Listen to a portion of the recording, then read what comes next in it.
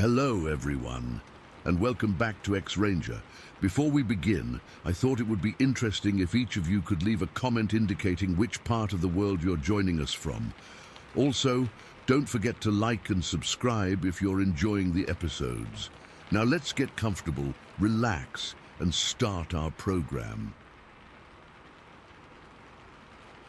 I've always been fascinated by Bigfoot, not in the I believe everything I see on those silly TV shows kind of way, but with genuine curiosity.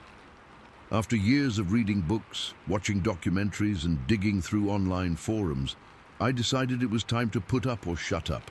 Either I was going to find evidence myself, or I'd finally put this obsession to rest. So I planned what my wife called my midlife crisis wilderness vacation.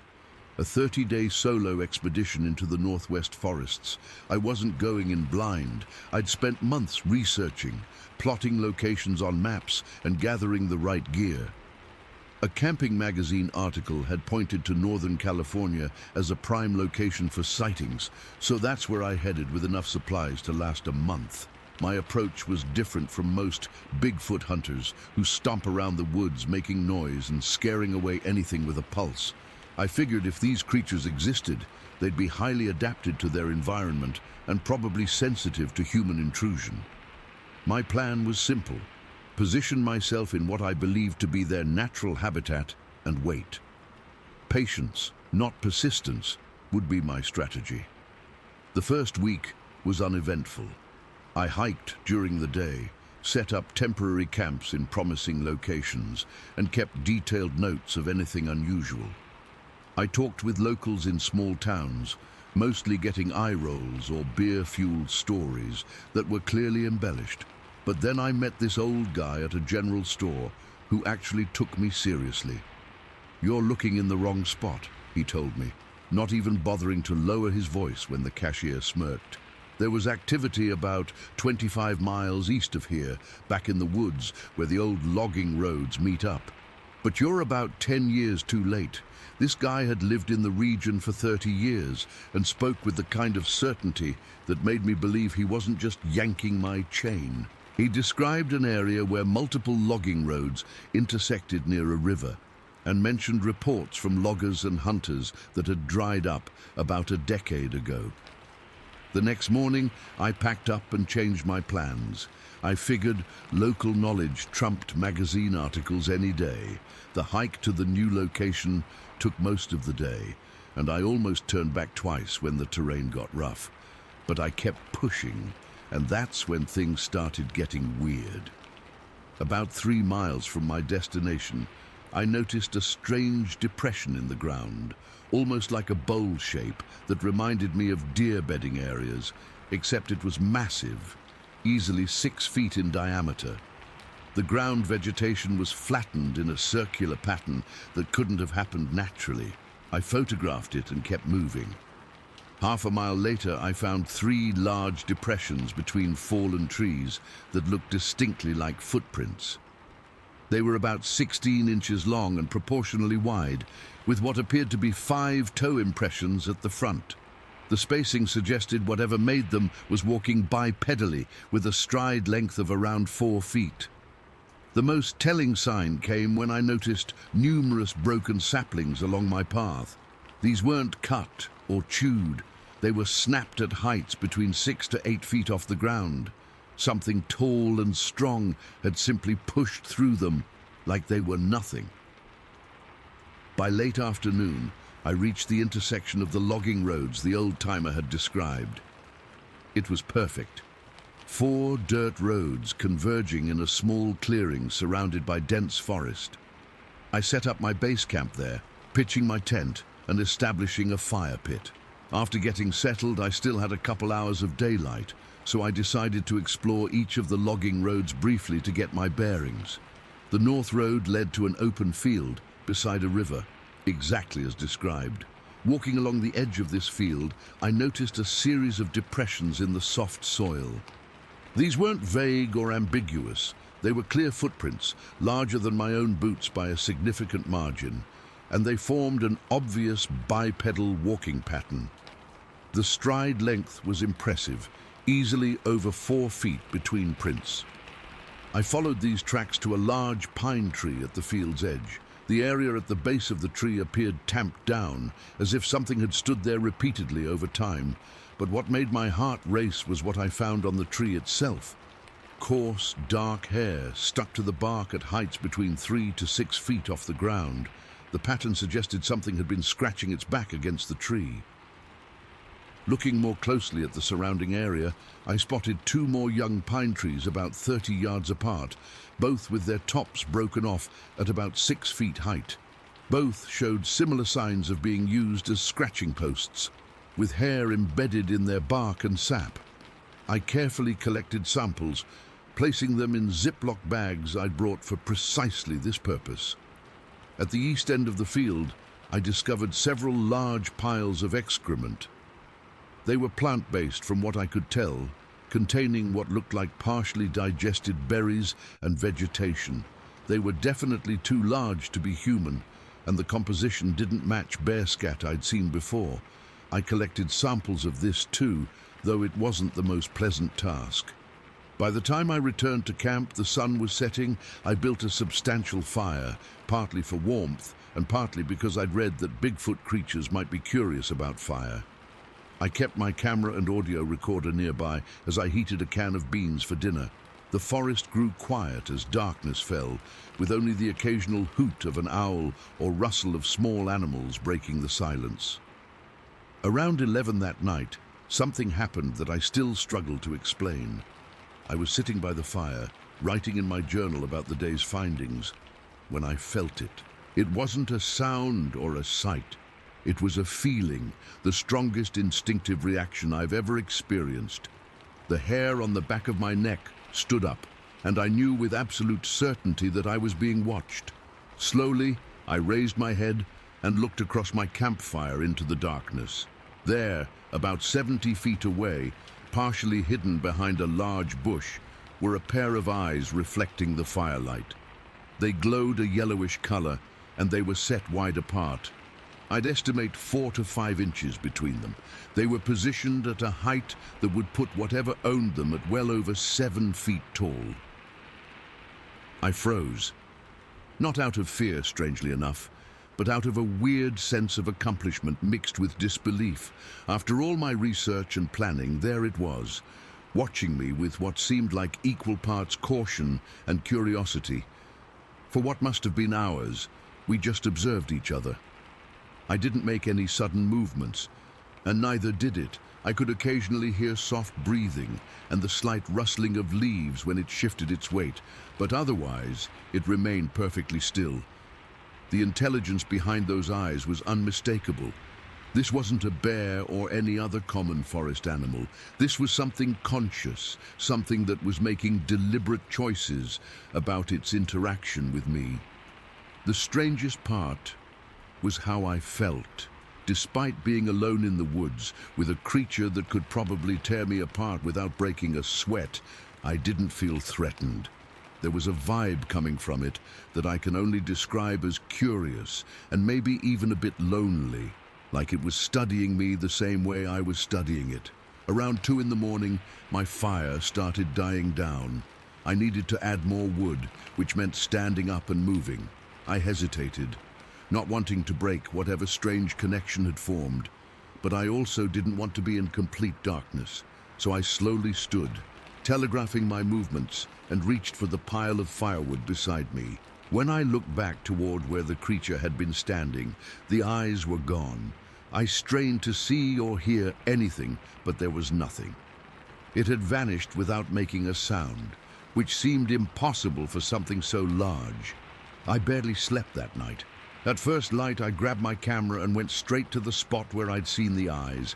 Behind the bush were clear impressions in the soil, huge humanoid footprints that matched the others I'd found the day before. Based on the position of the eyes and the height of the bush, I could estimate that the creature had been at least 8 feet tall. Something changed in me that morning.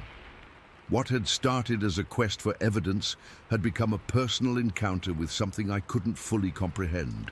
I had my evidence, the hair samples, the footprint photos, the excrement, but more importantly, I had looked into its eyes. I'd felt its presence in a way no photograph or plaster cast could ever convey. I decided to end my expedition early. I'd found what I came for, and pushing for more felt somehow disrespectful to the creature that had chosen to reveal itself to me. As I packed up camp, I heard a massive crashing sound from the woods to the east, something large moving rapidly away from me. I'm certain it was my buddy from the night before, giving me one last acknowledgement before disappearing back into its world. The hair samples I collected were later analyzed by a friend who works in a university lab. He couldn't identify them as matching any known North American animal. They were primate-like, but not human, or any recognized great ape species. I still go camping, still spend time in the woods, but now with different eyes. I know something's out there, something intelligent, cautious and rare. I don't need to convince anyone else. Some nights when I can't sleep, I think about those eyes watching me across the fire, and I wonder if it ever thinks about the human it met that night too. Story 2. I've gone back and forth about posting this for years. I'm not after attention or trying to convince anyone of anything. I just need to get this off my chest and maybe connect with others who've experienced something similar. This happened back in 1970 when I was 23, and I still think about it almost every day. It was October 15th, a Thursday. The weather in Colorado that fall had been perfect for hunting. Cool mornings, mild days. I was elk hunting with my Uncle Bill and cousin Charles in Root National Forest, about 4 miles southwest of Walton Creek campgrounds. Uncle Bill was 52 then and had been hunting these woods since he was a teenager. Charles was a couple years older than me, but this was only his 3rd hunting season. That morning, we'd been out since before dawn without any luck. By mid-afternoon, we decided to head back to camp. The temperature was dropping, and clouds were rolling in from the west. I remember the smell in the air, that distinctive mountain scent of pine and wet earth that told you snow was coming. We were maybe a mile from camp when we heard it.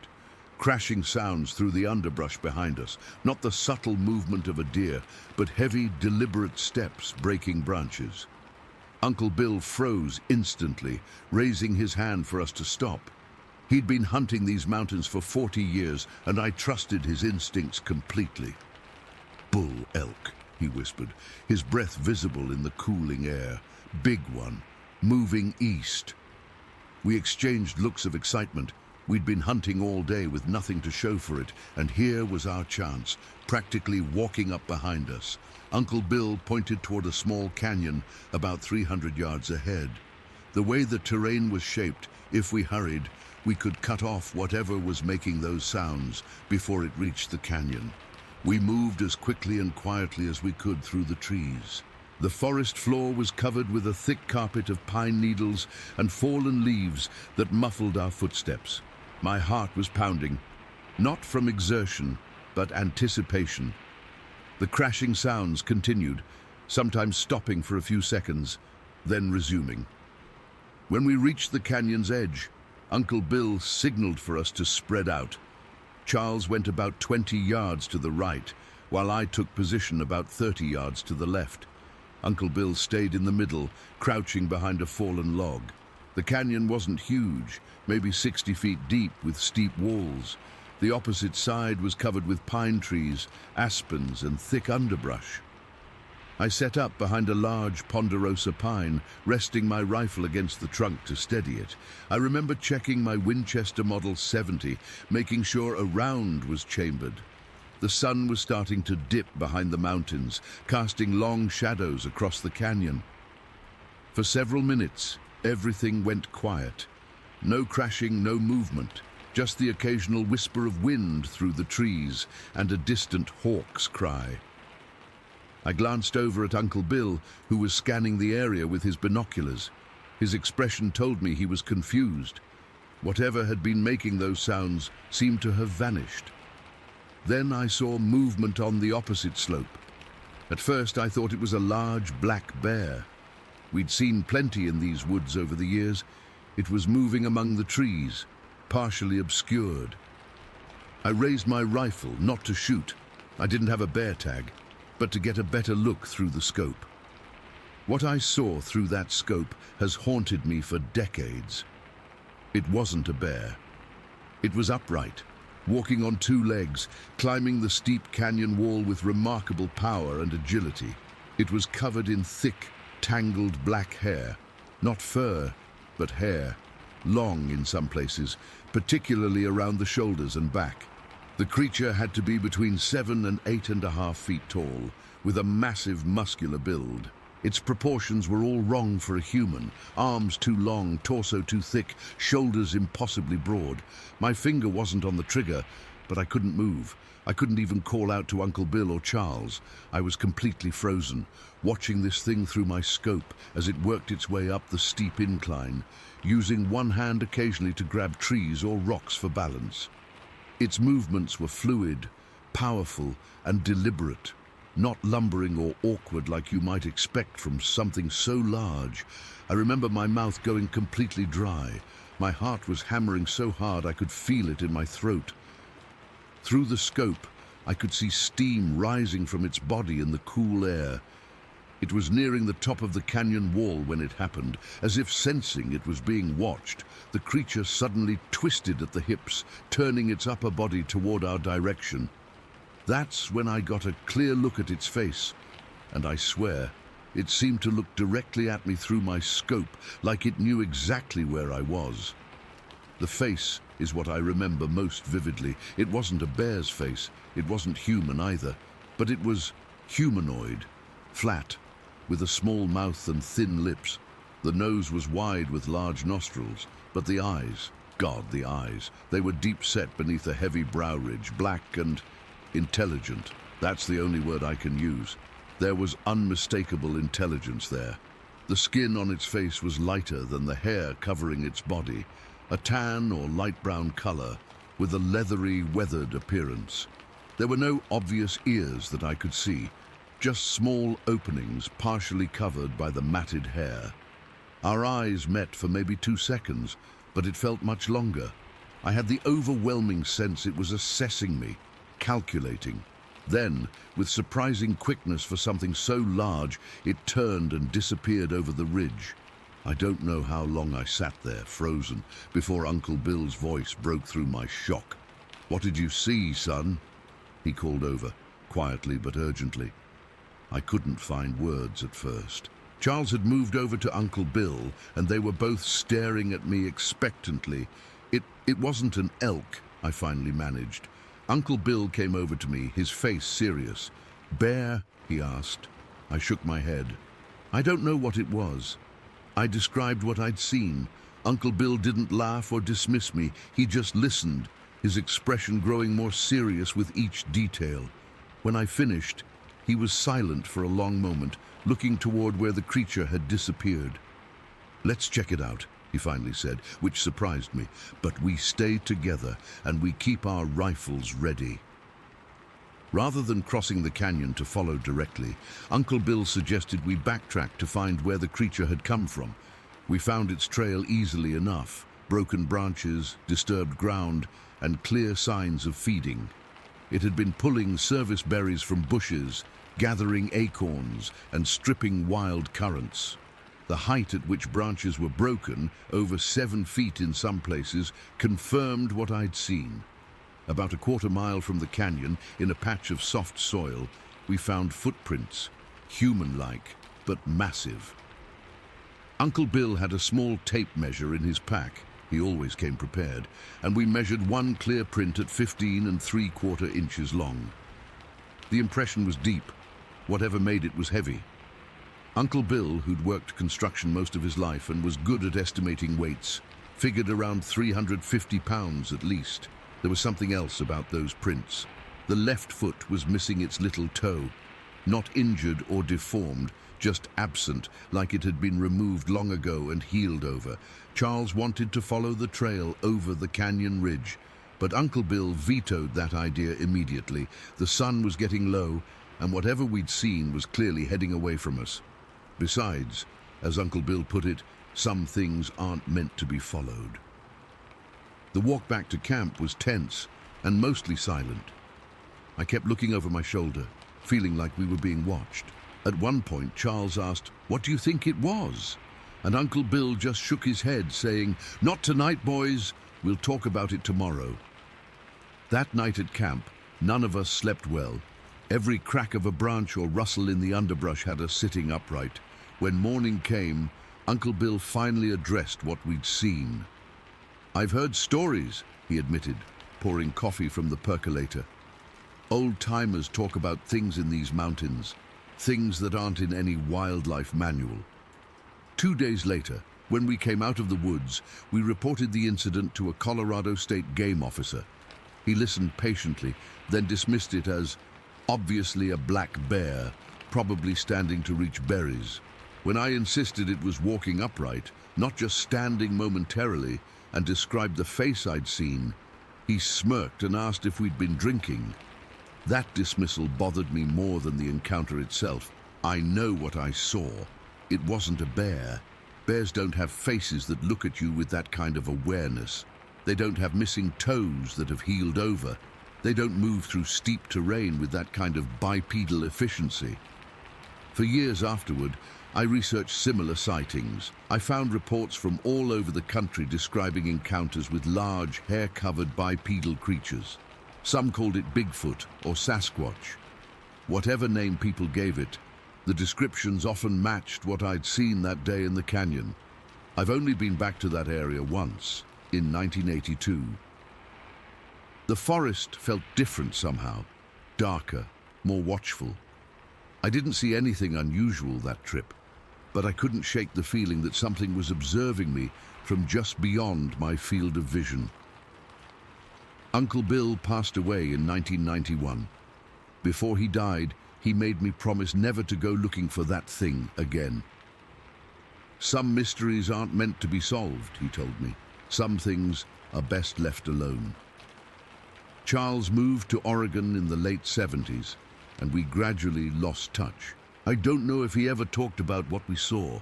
I'm 69 now. I still hunt, though not as often, and never in that part of Root National Forest. Sometimes I wonder if that creature is still out there, or if there are others like it. I wonder if it remembers our brief eye contact as vividly as I do. What troubles me most, even after all these years, is the intelligence I saw in those eyes. This wasn't just an animal. There was something else there. Something that understood what it was seeing when it looked at me. Something that made a decision to reveal itself, if only for a moment, before disappearing back into the wilderness. I don't expect anyone to believe me, but I know what I saw that day in 1970. And sometimes, on cold October nights when the wind sounds like distant footsteps, I find myself checking the locks on my doors and wondering if somewhere, in the remote canyons of Colorado, that creature is looking up at the same moon and remembering the human who once locked eyes with it through the lens of a rifle scope. Story 3. I still find myself second-guessing what I saw that morning on the Hoh River, but I know what I experienced was real. I've been fishing those waters for 15 years now, but nothing compares to what happened last spring. It was early May, one of those typical Washington mornings with mist hanging over everything. I'd gotten to the river around 5:30 in the morning, while it was still pretty dark. I like getting out there before everyone else. Gives me the best spots and some peace and quiet. The Hoh is beautiful that time of year, with the snowmelt keeping the water running nice and steady. Not too high, not too low. The fog was pretty thick that morning, creating this weird closed-in feeling, like the world just stopped about 30 yards in any direction. You couldn't even see the tops of the trees along the bank, just their trunks disappearing up into this white nothing. The only sound was the gentle rush of the river and occasionally a bird somewhere in the distance. I'd hiked about 1.5 miles downstream from the main access point. To this little bend in the river, I've always had good luck at. There's a fallen log on the bank that makes a perfect seat, and the river creates this nice deep pool right in front. Steelhead love that spot. I set up my gear, nothing fancy, just my old Shimano rod that's seen better days and my usual tackle box.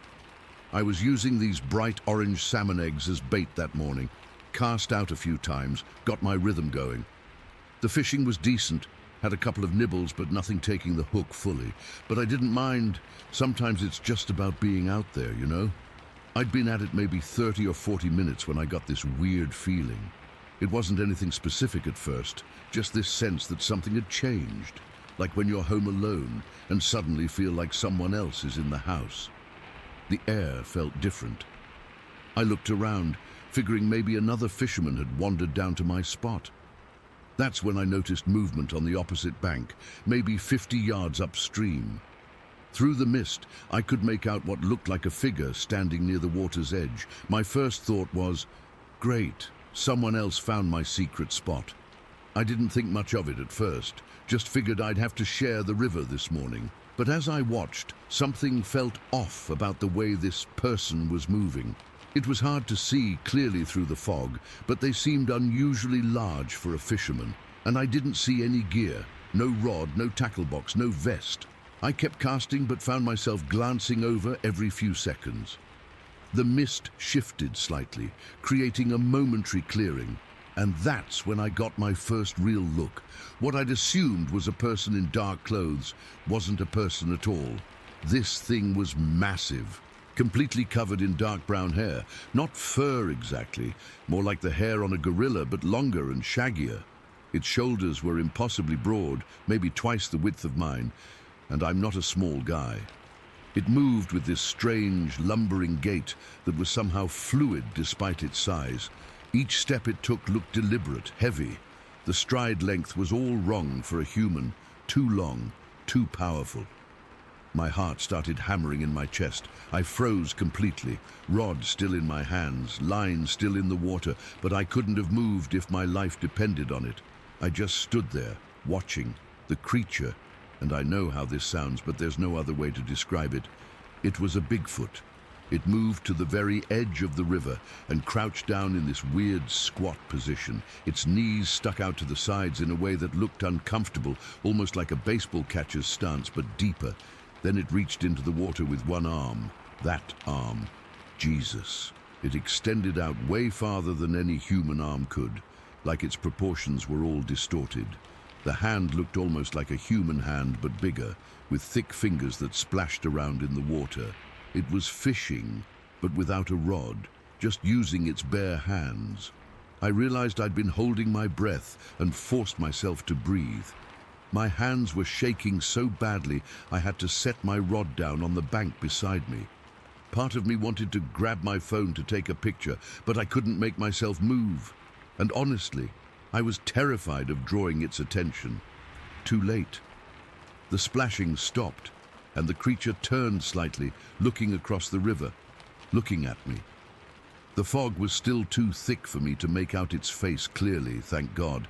I could just see the general shape, a flattened face with a pronounced brow ridge. I couldn't see eyes, but I could feel them. It knew I was there. It was staring right at me for what felt like forever, but was probably only 10 seconds. We just looked at each other across the river. I've never felt so small, so vulnerable. There was nowhere to run. Dense forest behind me, the river in front, and this thing watching me. Then it stood up. When I say this thing was tall, I'm not exaggerating. I'm 6'1", and this creature would have towered over me, 7.5 feet at minimum, probably closer to 8. Its proportions were weird, arms too long for its body, hanging down almost to its knees. The chest was massive, barrel-shaped, with thick muscle visible even through all that hair. Its legs were relatively shorter but powerfully built. I've been a hunter all my life. I know what bears look like, even when they stand on their hind legs. This wasn't a bear. Bears don't have that posture, that shoulder structure, and they sure as hell don't fish with their hands like they're trying to catch trout. The creature just stood there for a moment, water dripping from its arm. Then it took a few slow steps up the bank. No hurry, no aggression, just this deliberate, heavy movement. When it reached the tree line, It turned slightly, not fully in my direction, but enough that I felt it was acknowledging me one more time. Then it simply walked into the trees and disappeared. I don't know how long I stood there, paralyzed. My fishing line had drifted downstream with the current, my bait long gone, my legs felt like jelly, and I suddenly realized I was freezing cold, covered in sweat despite the cool morning air. When I finally got my shit together, I reeled in my line so fast I nearly broke the tip of my rod. My hands were shaking so badly I dropped my tackle box twice, trying to pack it up. I kept looking across the river, half expecting the creature to reappear. But there was nothing, just the fog and the trees. I practically ran back to the trail, constantly looking over my shoulder. Every snapping twig or rustling leaf made my heart jump into my throat. I've never hiked out of a fishing spot that fast in my life. By the time I reached my truck in the parking area, my legs were burning and I was gasping for breath. I sat in the driver's seat for nearly 20 minutes before I felt steady enough to drive. My mind was racing, trying to rationalize what I'd seen. Maybe it was a bear, standing weird, a guy in a costume. But who would be out in the wilderness at dawn in a costume, standing in a frigid river catching fish with their hands, and no costume could move that naturally, with that fluid strength. The entire drive home, I kept going over every detail in my head, the way it moved, the impossible length of its arms, the feeling of being watched by something ancient and powerful. I've told exactly 3 people about what happened. My wife thinks I saw a bear in bad lighting. My brother thinks I'm messing with him. My best friend just laughed and asked what I'd been drinking that morning, so I've mostly kept it to myself.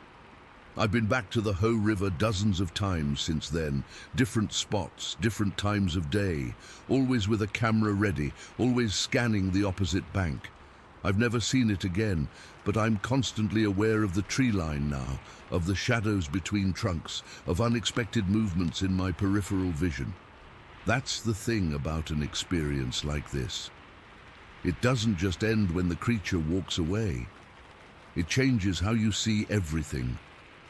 The forests I've spent my entire life exploring suddenly feel different, like they're hiding secrets I was never meant to discover. I know what skeptics say about Bigfoot sightings. I used to be one of them. But there's a world of difference between dismissing something from your couch and standing 50 yards away from it across a river, watching it fish with hands that could probably crush your skull. I don't expect anyone to believe me. Hell, sometimes I still struggle to believe it myself. But I know what I saw that misty morning on the Ho River. And whenever I'm in the woods now, especially when that fog rolls in thick, I can feel eyes watching me from the trees. I just hope it continues to keep its distance. Story 4. I've never really told anyone outside my family what happened that day, partly because I know how it sounds, and partly because I still get this weird feeling in my stomach when I think about it. But I need to get this out somewhere, and at least here people might actually believe me. This happened in August 2019. We live in Washington State, and my husband Mark had the idea to take a little family day trip out near Forks. Nothing fancy, just a picnic by the Salt Duck River. It was one of those perfect late summer days, not too hot, blue sky with just a few clouds, and the forest was this incredible deep green. We found this small pull-off area by the road that led down to a nice clearing next to the river. Nobody else was around, which was exactly what we wanted. Our daughter Lily was 4 at the time, full of energy like all kids that age. She was wearing her favorite yellow t-shirt with a butterfly on it and these little blue shorts. I remember because later they got all muddy and she was upset about it. Funny the details that stick with you. Mark and I were setting up our little picnic spot, unpacking the cooler with the sandwiches I'd made that morning. Nothing special. Turkey and cheese for Mark, peanut butter and jelly for Lily, and ham for me. I'd also packed some chips, apples, and those little cookies Lily loves. Mark was spreading out the blanket while I arranged everything. Lily had wandered off to the edge of the clearing, maybe 20 feet away from us, close enough that we could see her clearly, but far enough that she felt like she was exploring on her own. She was doing what kids do, picking up sticks, tossing pebbles into the water, watching the little splashes. I remember thinking how peaceful it all was. The sound of the river flowing, birds chirping, and Lily's occasional giggles when she found something interesting. I was just about to call her over for lunch when I noticed she'd stopped moving. She was just standing there, completely still, clutching this Y-shaped stick she'd found. At first I thought maybe she'd seen a fish or something in the water, but then I realized she wasn't looking at the river. She was staring into the bushes at the edge of the clearing.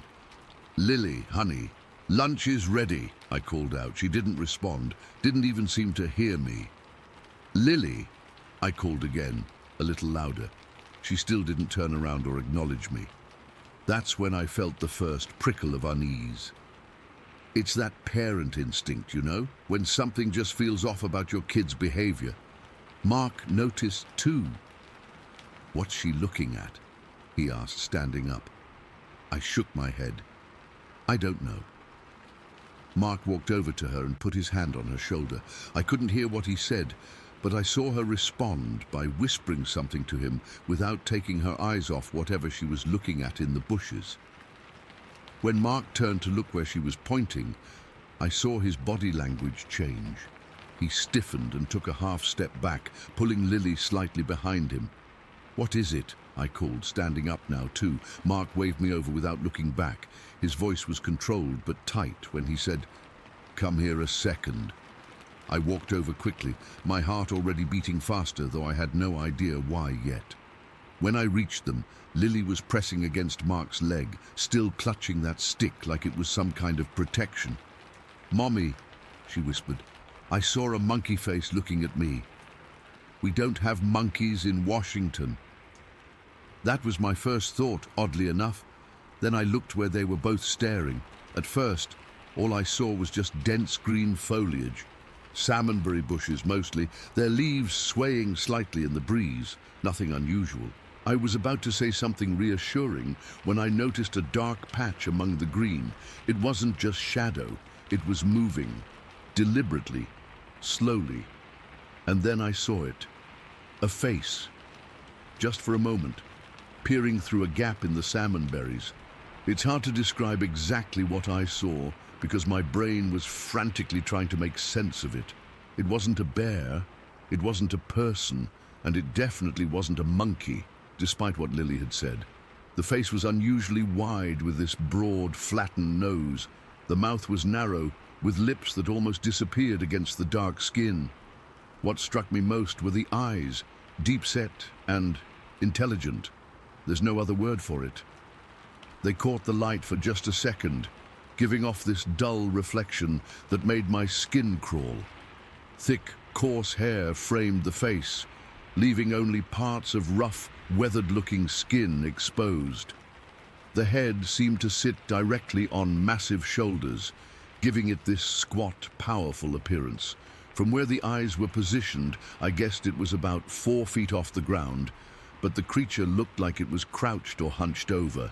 Mark, always braver than me, took 2 steps toward the brush. The moment he did, his hand flew up to his nose. "Jesus," he muttered, "you smell that?" I didn't at first, but then the breeze shifted and it hit me. This strong, musky odor, like wet dog, combined with something rotting and something else I can't even describe. It was powerful enough to make my eyes water. When Mark moved closer, the dark shape withdrew slightly.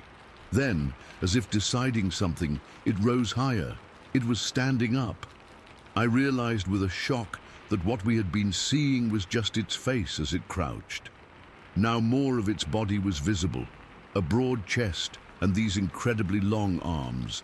Dark hair covered most of it, with these matted patches on the forearms. For a brief instant, maybe 3 seconds, we saw it clearly.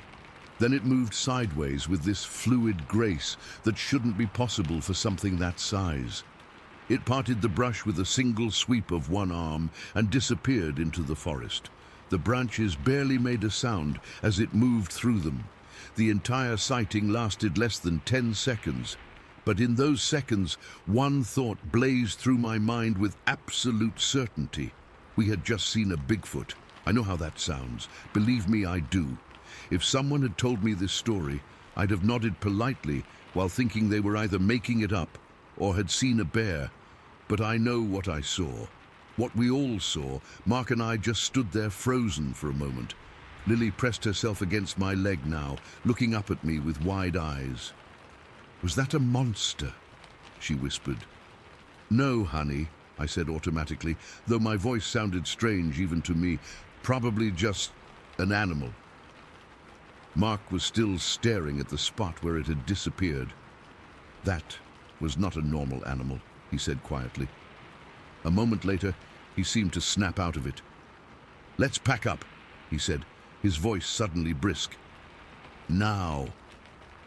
We grabbed our things in record time, stuffing sandwiches and drinks haphazardly into the cooler. Lily stayed pressed against me the whole time, refusing to let go of my hand even for a second. As we rushed back to the car, I kept looking over my shoulder. The forest suddenly seemed different, alive and watching in a way I'd never felt before. The shadows between the trees looked deeper, and every rustle of leaves made me jump. We threw everything in the trunk and got Lily buckled in the back seat in less than 2 minutes. As Mark started the car, I noticed his hands were shaking. "Did you see?"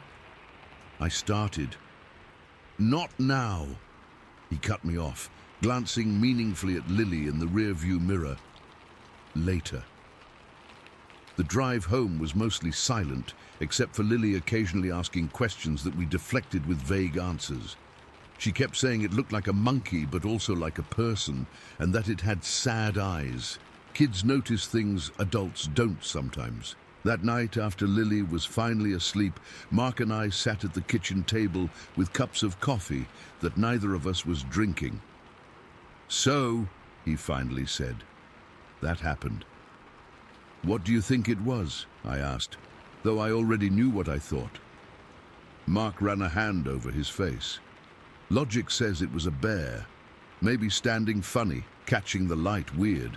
It wasn't a bear." "No," he admitted after a pause. "It wasn't a bear." We talked for hours that night, going over every detail we could remember. The width of the face, the intelligence in those eyes, the way it moved, the smell. Especially the smell. Mark said he'd never forget it as long as he lived. We agreed not to tell anyone. Who would believe us? We'd sound crazy. But we also made a pact to never tell Lily it wasn't real, or that she had imagined it. We wouldn't feed into it or scare her, but we wouldn't gaslight her either. It's been over 4 years now. Lily doesn't mention it much anymore, though occasionally she'll say something that lets me know she hasn't forgotten. Last year, she saw a documentary about primates and pointed to a gorilla, saying, "That kind of looks like what we saw by the river, but not really." As for me, I can't explain what happened that day. I've gone back and forth between certainty and doubt 100 times. I've read everything I can find about Bigfoot sightings in the Olympic Peninsula. Some of the descriptions match what we saw so closely it makes my skin prickle. I've never been back to that spot by the Salt Duck River. Mark says he wouldn't go either. Lily doesn't ask to go, which says something. Sometimes at night, I still see those eyes in my dreams, deep set, intelligent, and somehow sad, just like Lily said. I wake up wondering if it's still out there, watching from the trees, curious about us as we were about it. All I know for certain is that something was in those bushes that day, something that shouldn't exist according to science, something that looked at my daughter with an awareness that still shakes me to my core. And sometimes, on humid days when the air is still, I swear I can catch a whiff of that same musky odor, even though I know it's impossible. I don't know what to make of any of it. I just know what I saw. Story 5.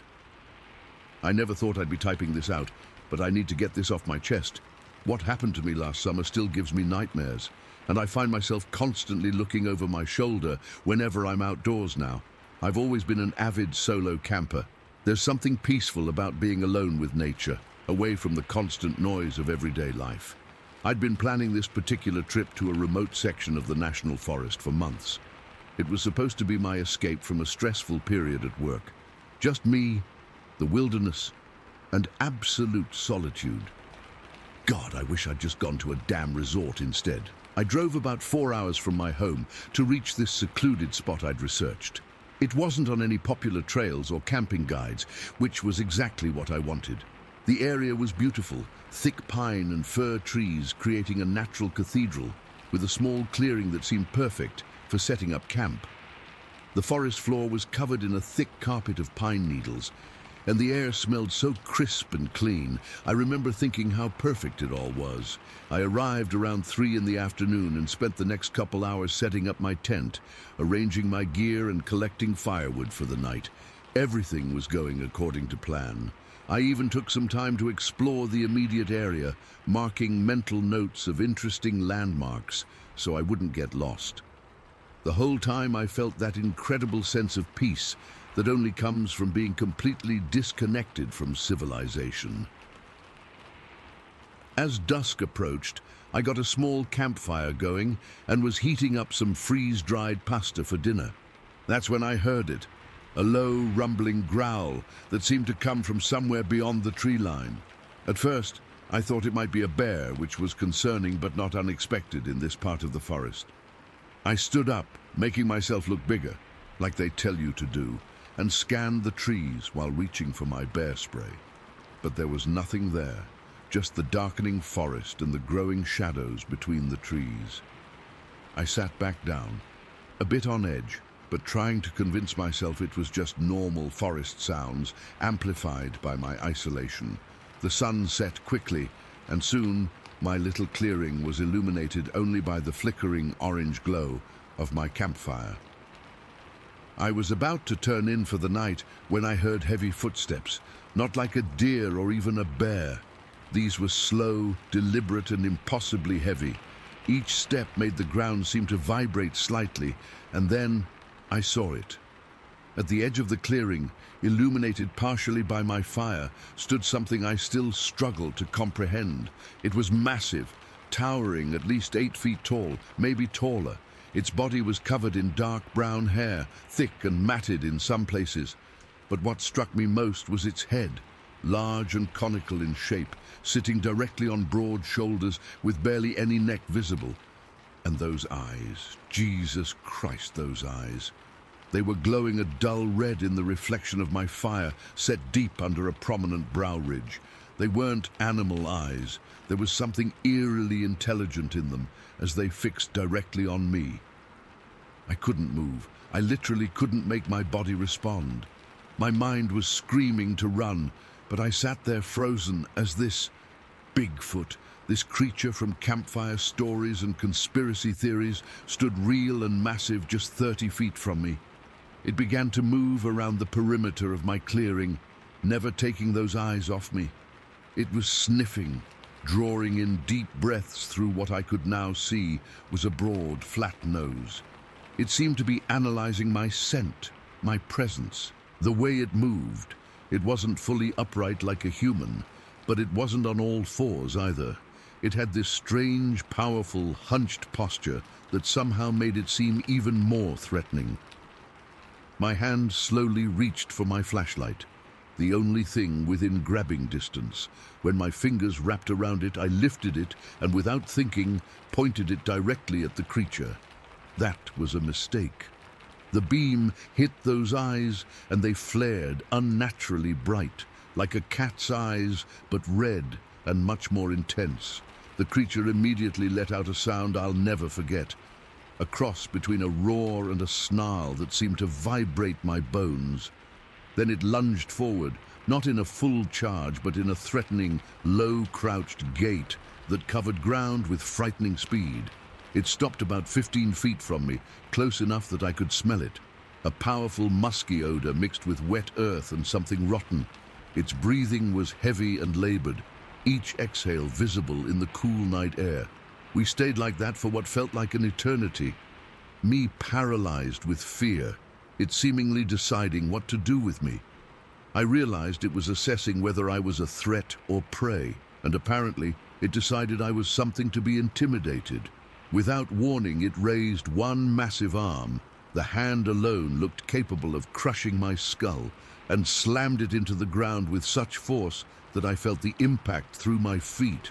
Then it started throwing things, first branches, then larger logs from around the clearing, hurling them with frightening accuracy toward my tent and gear. One large branch hit my tent poles with enough force to bend them, partially collapsing one side of my shelter. I knew I couldn't stay in the tent. It would be a death trap if the creature decided to come for me. With my heart racing so hard I could barely breathe, I grabbed my knife, useless against something this size, but it was all I had, and scrambled out of the tent just as another projectile hit it. Standing there in the open, I felt completely exposed. The Bigfoot was now circling closer, continuing its intimidation display. It would stop, pick up rocks or clumps of dirt, and crush them between its massive fingers, letting the pieces fall while staring directly at me.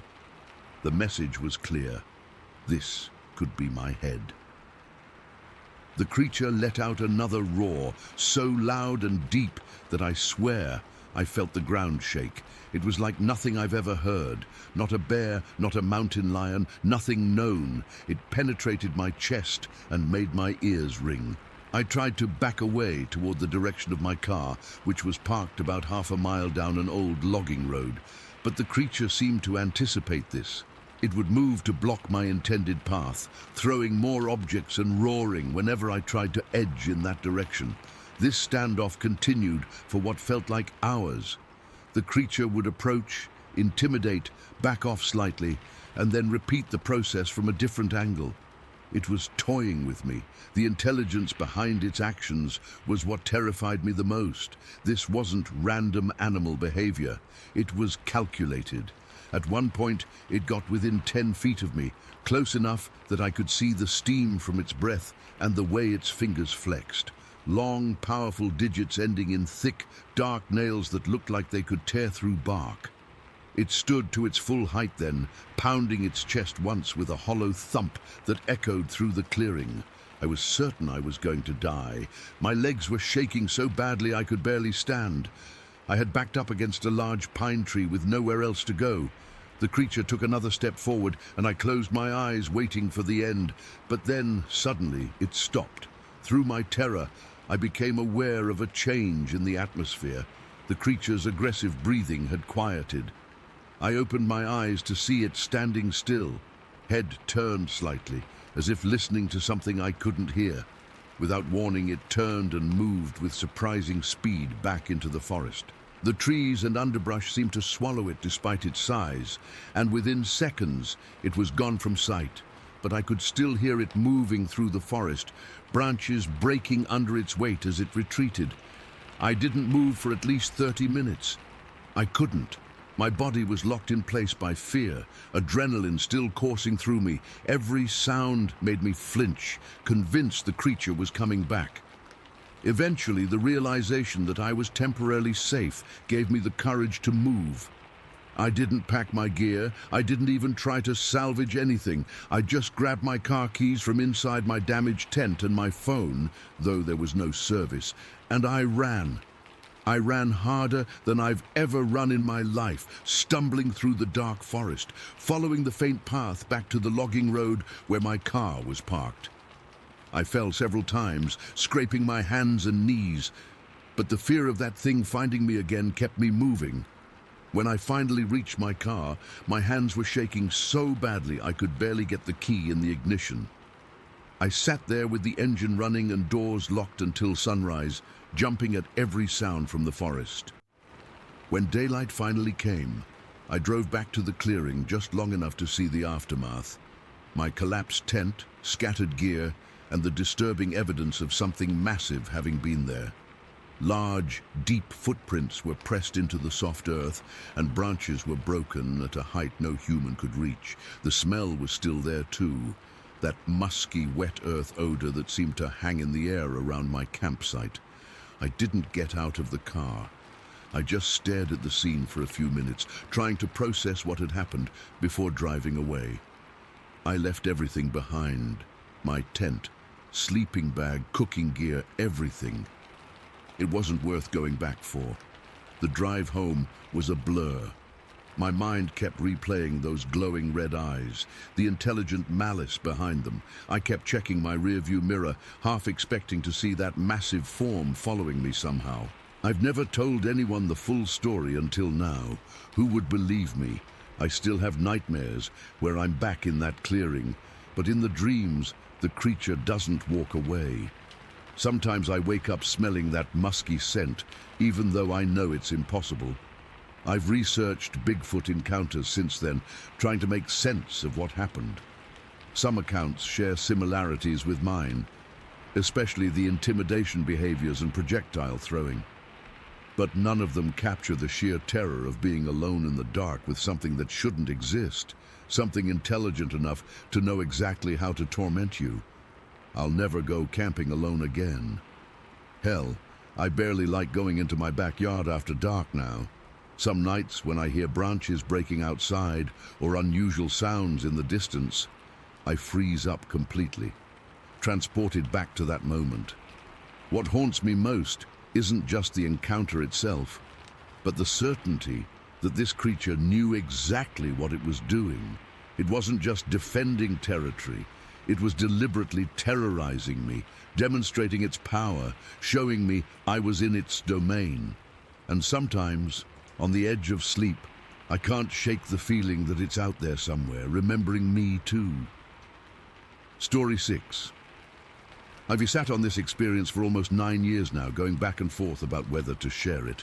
I've told a few close friends who either thought I was making it up or suggested we saw bears. But I know what bears look like, and what we saw that July night in 2014 was nothing like any animal I've ever encountered in all my years hunting in California. It was July 15th, 2014. At least I think it was the 15th, might have been the 16th. My wife and I were driving to Hume Lake for a little getaway. We got a late start because I had to work late, so we were making our way up Highway 180 around 9:30 at night. The road was empty. You know how it gets up there after dark, especially on a weeknight. Our old Saturn was chugging along just fine, and we were chatting about how nice it would be to spend a couple days by the lake. The night was clear, but dark as hell.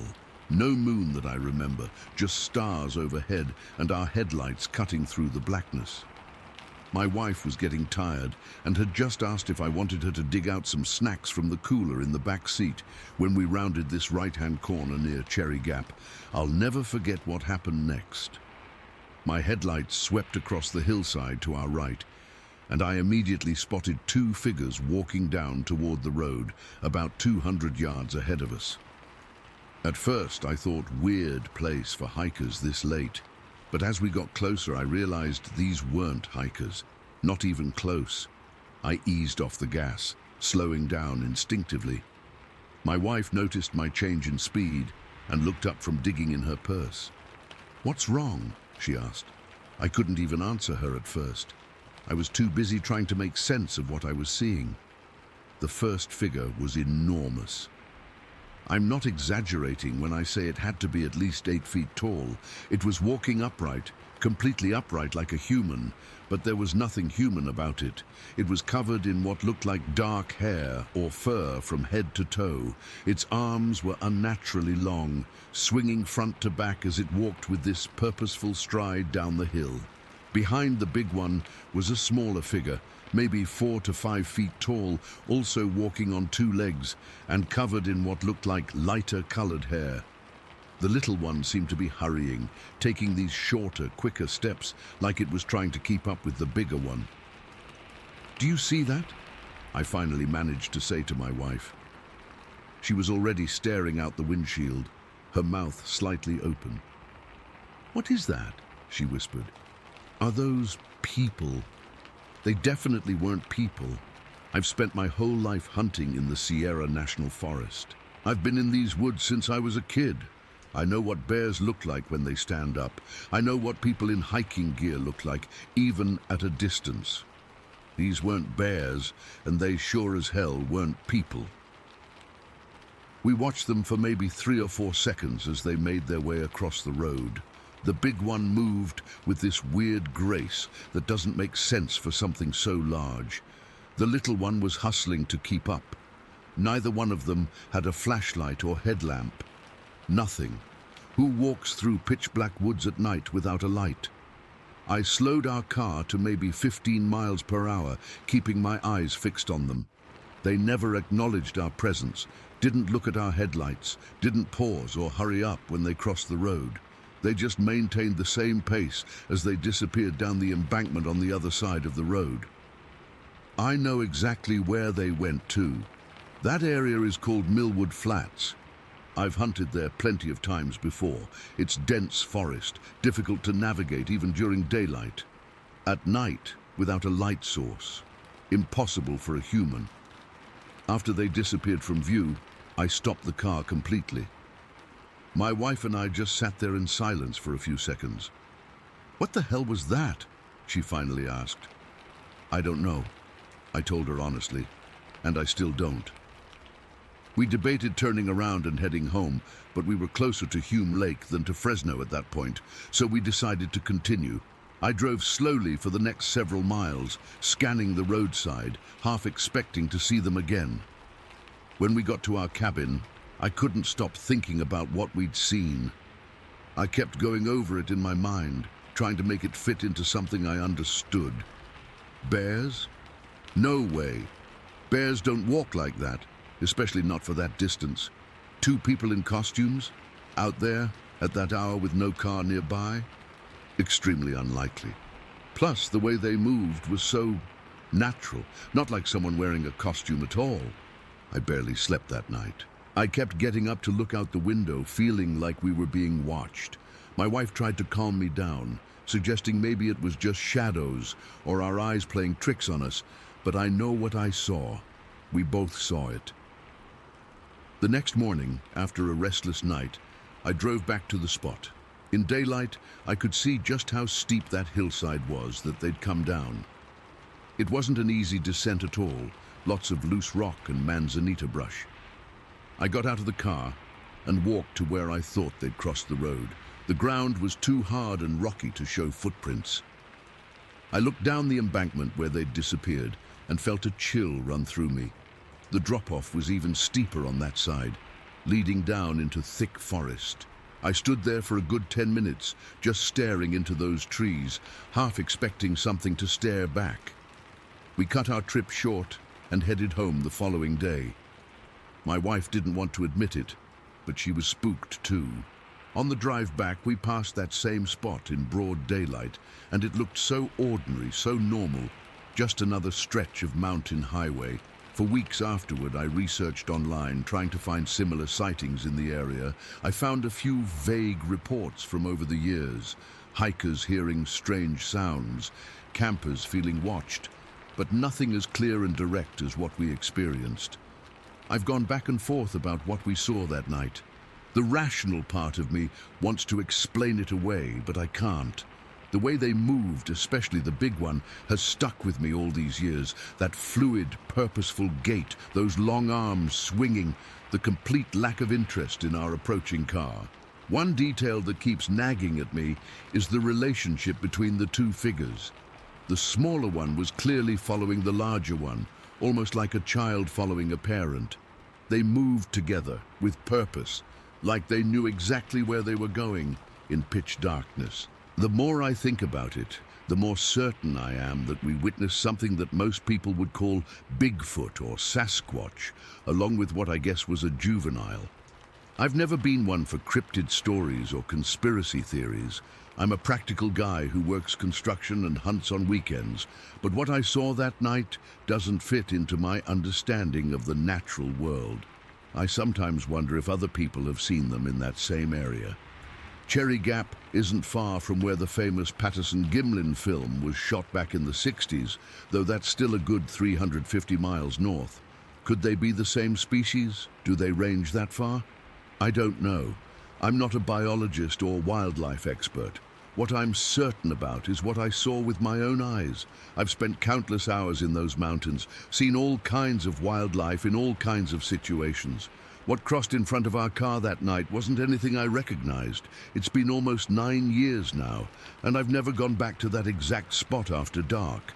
We still go to Hume Lake occasionally, but we always make sure to drive up during daylight hours. My wife doesn't like talking about it anymore. She says it makes her uncomfortable, like we saw something we weren't supposed to see. Maybe she's right. Maybe some things in this world aren't meant to be understood or explained. All I know is that on that summer night in 2014, we witnessed something that has fundamentally changed how I see the wilderness. Those woods that I thought I knew so well are now filled with questions I can't answer. I don't expect anyone to believe me. Hell, I'm not sure I would believe it if someone else told me this story. But it happened exactly as I've described it. Two figures, one massive, one small, both covered in hair, both walking upright, both moving through pitch-black forest without any light source. Sometimes, when I'm out hunting now, I find myself looking over my shoulder more often. I listen more carefully to the sounds around me.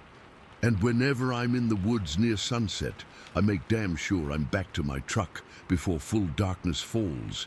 Because whatever they were, they're out there, and they know those mountains a hell of a lot better than I do. Story 7. I still can't fully process what happened at Eatonville last week. I've been struggling to sleep, constantly replaying those moments in my head. I've always been the skeptical type. Never believed in the paranormal or cryptids or whatever you want to call them, but now I don't know what to think anymore. It was supposed to be just a normal hike. Me, Jake, and Melissa have been doing these weekend trails all summer. We're not hardcore hikers or anything, just enjoy getting out of the city, breathing some fresh air, taking some nice photos for Instagram. This time we decided on the Eatonville Waterfalls Trail. It's pretty popular, follows the river for about 4 miles, passes by 3 gorgeous waterfalls, nothing extreme or remote. The day started out normal enough. We got there around 10 in the morning. The weather was that weird late summer transition. Not quite hot anymore, but still warm enough for t-shirts, though there was this dampness in the air that made everything feel a little heavier than usual. The parking lot was maybe half full, which was surprising for a weekend, but I figured the iffy weather forecast kept people away. The trail starts out pretty wide, well maintained. The first waterfall is only about half a mile in, and it's the smallest of the 3, so we didn't linger there too long. Just took a few quick photos and continued on. The trail narrows after that, hugs the riverbank more closely. The trees get thicker too, creating this green tunnel effect that's really beautiful, but also cuts down on the breeze. We were about 1.5 miles in, I think, when I first noticed the smell. At first I didn't say anything because, well, sometimes nature just smells. But this was different, kind of musky and wet, like a dog that's been swimming, but with this strange sweetness underneath, like rotting vegetation, but not quite. Hard to describe. It wasn't overwhelming, just noticeable. Melissa mentioned it first. "You guys smell that? Weird, right?" Jake nodded. "Probably just a dead animal nearby, or maybe an elk passed through recently." That made sense. The trail is known for wildlife. We've seen deer and even a black bear once, from a safe distance. So we kept walking, though I noticed we all got quieter, more alert. The smell got stronger as we approached the second waterfall, the Middle Falls, as people call it. It's the most secluded of the 3, tucked away around this bend in the river. There's a little clearing there where people sometimes stop to eat lunch or whatever.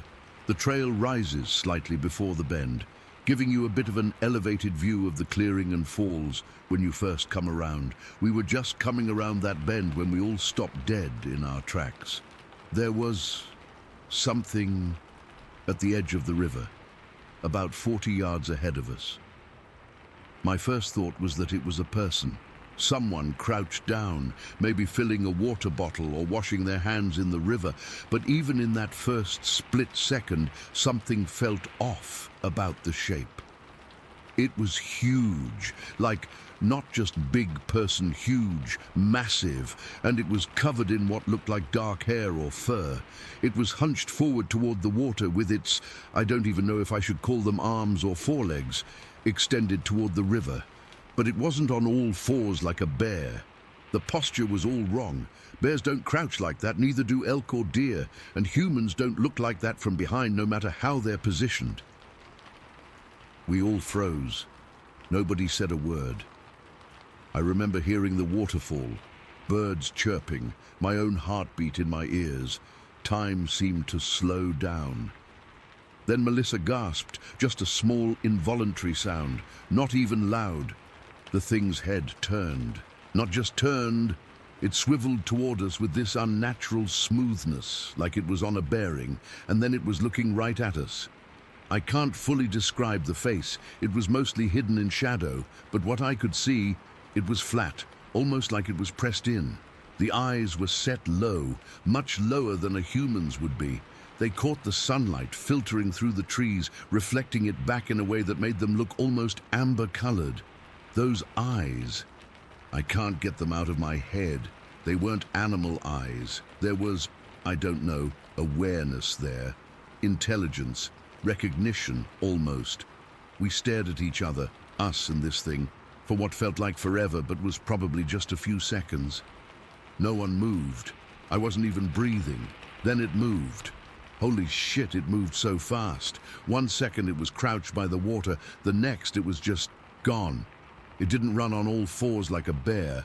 It pushed off with what I think were its hands and just launched itself into the tree line.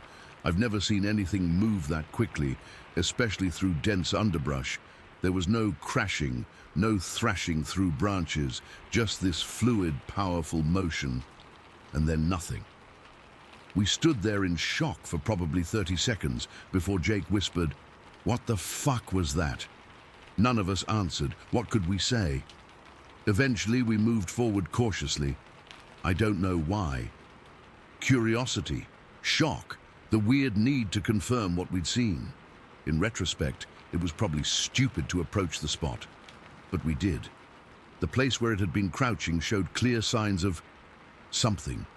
The grass was flattened in a large oval pattern. Some reeds at the water's edge were broken, not cut or chewed like a beaver would do, but snapped downward as if pressed by a heavy weight. There was a fallen log nearby with these strange marks on it. Not claw marks like from a bear. These were vertical grooves in the bark, spaced apart in a way that reminded me of fingers. Long fingers. The marks were fresh. I could see the lighter color of the exposed wood underneath. What we didn't find were footprints, not human boot prints, not bare paws, nothing definitive in the soft earth by the river's edge, just some vague depressions that could have been anything. "We should go," Melissa said quietly. Her face was pale. Jake nodded, already backing up toward the trail. Yeah, let's head back." I took one last look at the spot before we left. The smell was still there, stronger now, that wet dog plus sweet rot combination hanging in the humid air. We practically jogged back to the parking lot. None of us spoke much. What was there to say? We'd all seen it. We all knew it wasn't a bear or an elk or a person in a weird position. In the car, Jake finally broke the silence. So we're not talking about what that was. "I don't know what it was," Melissa said, staring out the window. "Bigfoot," I said, half expecting them to laugh. Nobody did. "Maybe," Jake said after a long pause, "or something else. I don't know." "Did you see how fast it moved?" Melissa shuddered. "Nothing should be able to move that fast through those trees. Nothing human, anyway." The drive home was tense. We tried to rationalize it. Maybe it was a bear with mange, or some weird optical illusion created by shadows and our own expectations. But we all knew better. What we saw wasn't something that fit into our normal categories of wildlife. I've spent the last week looking up Bigfoot sightings in the Eatonville area. There have been reports over the years, nothing recent that I could find, but enough to make me wonder. The descriptions match what we saw. The size, the movement, the way it just vanished into the forest. I keep thinking about those eyes. They weren't just looking at us, they were seeing us, recognizing us as fellow thinking beings. There was an intelligence there that I can't explain and can't forget. I haven't told anyone else about this. Who would believe me? 3 hikers see a mysterious creature by a waterfall. It sounds like the setup to a bad horror movie, but it happened. I know it happened. Jake and Melissa know too, though we've kind of silently agreed not to bring it up again. It's like we're all pretending it was just some weird shared hallucination, but I know what I saw. I know what I smelled, that musty sweet odor that seemed to hang in the air even after the thing was gone. I know about the marks on that log. Not claw marks, but finger marks. Long, strong fingers that could grip and scratch deep into wood. I haven't been back to those trails since. Don't think I will anytime soon. The forest doesn't feel the same to me anymore. It's not just trees and wildlife now. It's a place where something else lives. Something that watches from the shadows, that can move faster than it should be able to move, that leaves behind a smell like nothing I've encountered before. I don't know what to do with this experience. I don't know how to file it away in my brain as just another weird thing that happened once. Because it feels like more than that. It feels like I glimpsed something that most people go their whole lives without seeing. A corner of reality that doesn't fit with everything else. All I know is that I can't shake the feeling that when those eyes locked with mine, there was a moment of mutual recognition. It knew what I was, and I still don't know what it was. Sometimes at night when I'm lying in bed trying to sleep, I swear I can still smell that musky sweet odor, just faintly, like a memory my brain won't let go of. And I wonder if it remembers us too. Story 8. I'd always rolled my eyes at the Bigfoot shows on those paranormal channels. My dad would watch them sometimes and I'd tease him about it, call it entertainment dressed up as investigation. But that was before last October. Before I saw something that shouldn't exist with my own 2 eyes. I'm still trying to process what happened that night. It's been about a year now, and I still find myself staring at the ceiling some nights, replaying it all in slow motion, wondering if I really saw what I think I saw. So here goes. I'm Sean, and I live in upstate New York. My dad and I are big into fishing. It's our thing, has been since I was a kid. Last October, we'd spent the day at Salmon River near Pulaski. The salmon run was decent, not the best we'd seen, but we'd caught enough to make the trip worthwhile. We were heading home around dusk, that weird twilight time when the sun's mostly down, but there's still enough light to see. We were on that stretch of road that runs parallel to the river. Locals know it well.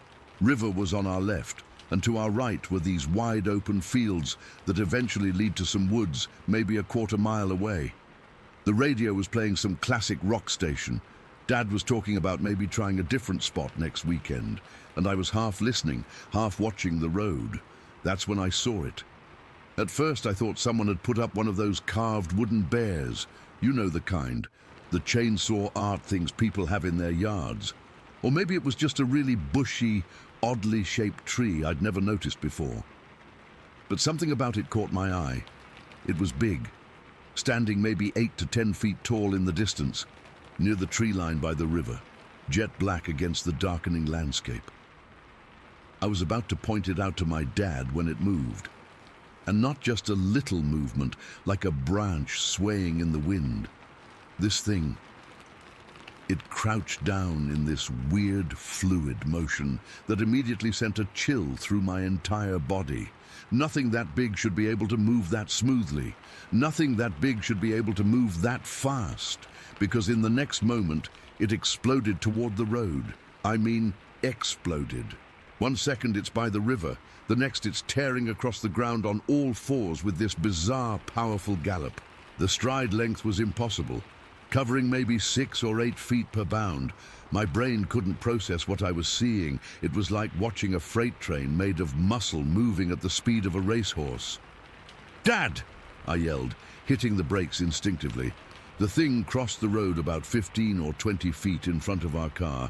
I'll never forget the way the headlights caught it for that brief second, this massive jet black mass of hair and muscle practically spanning both lanes.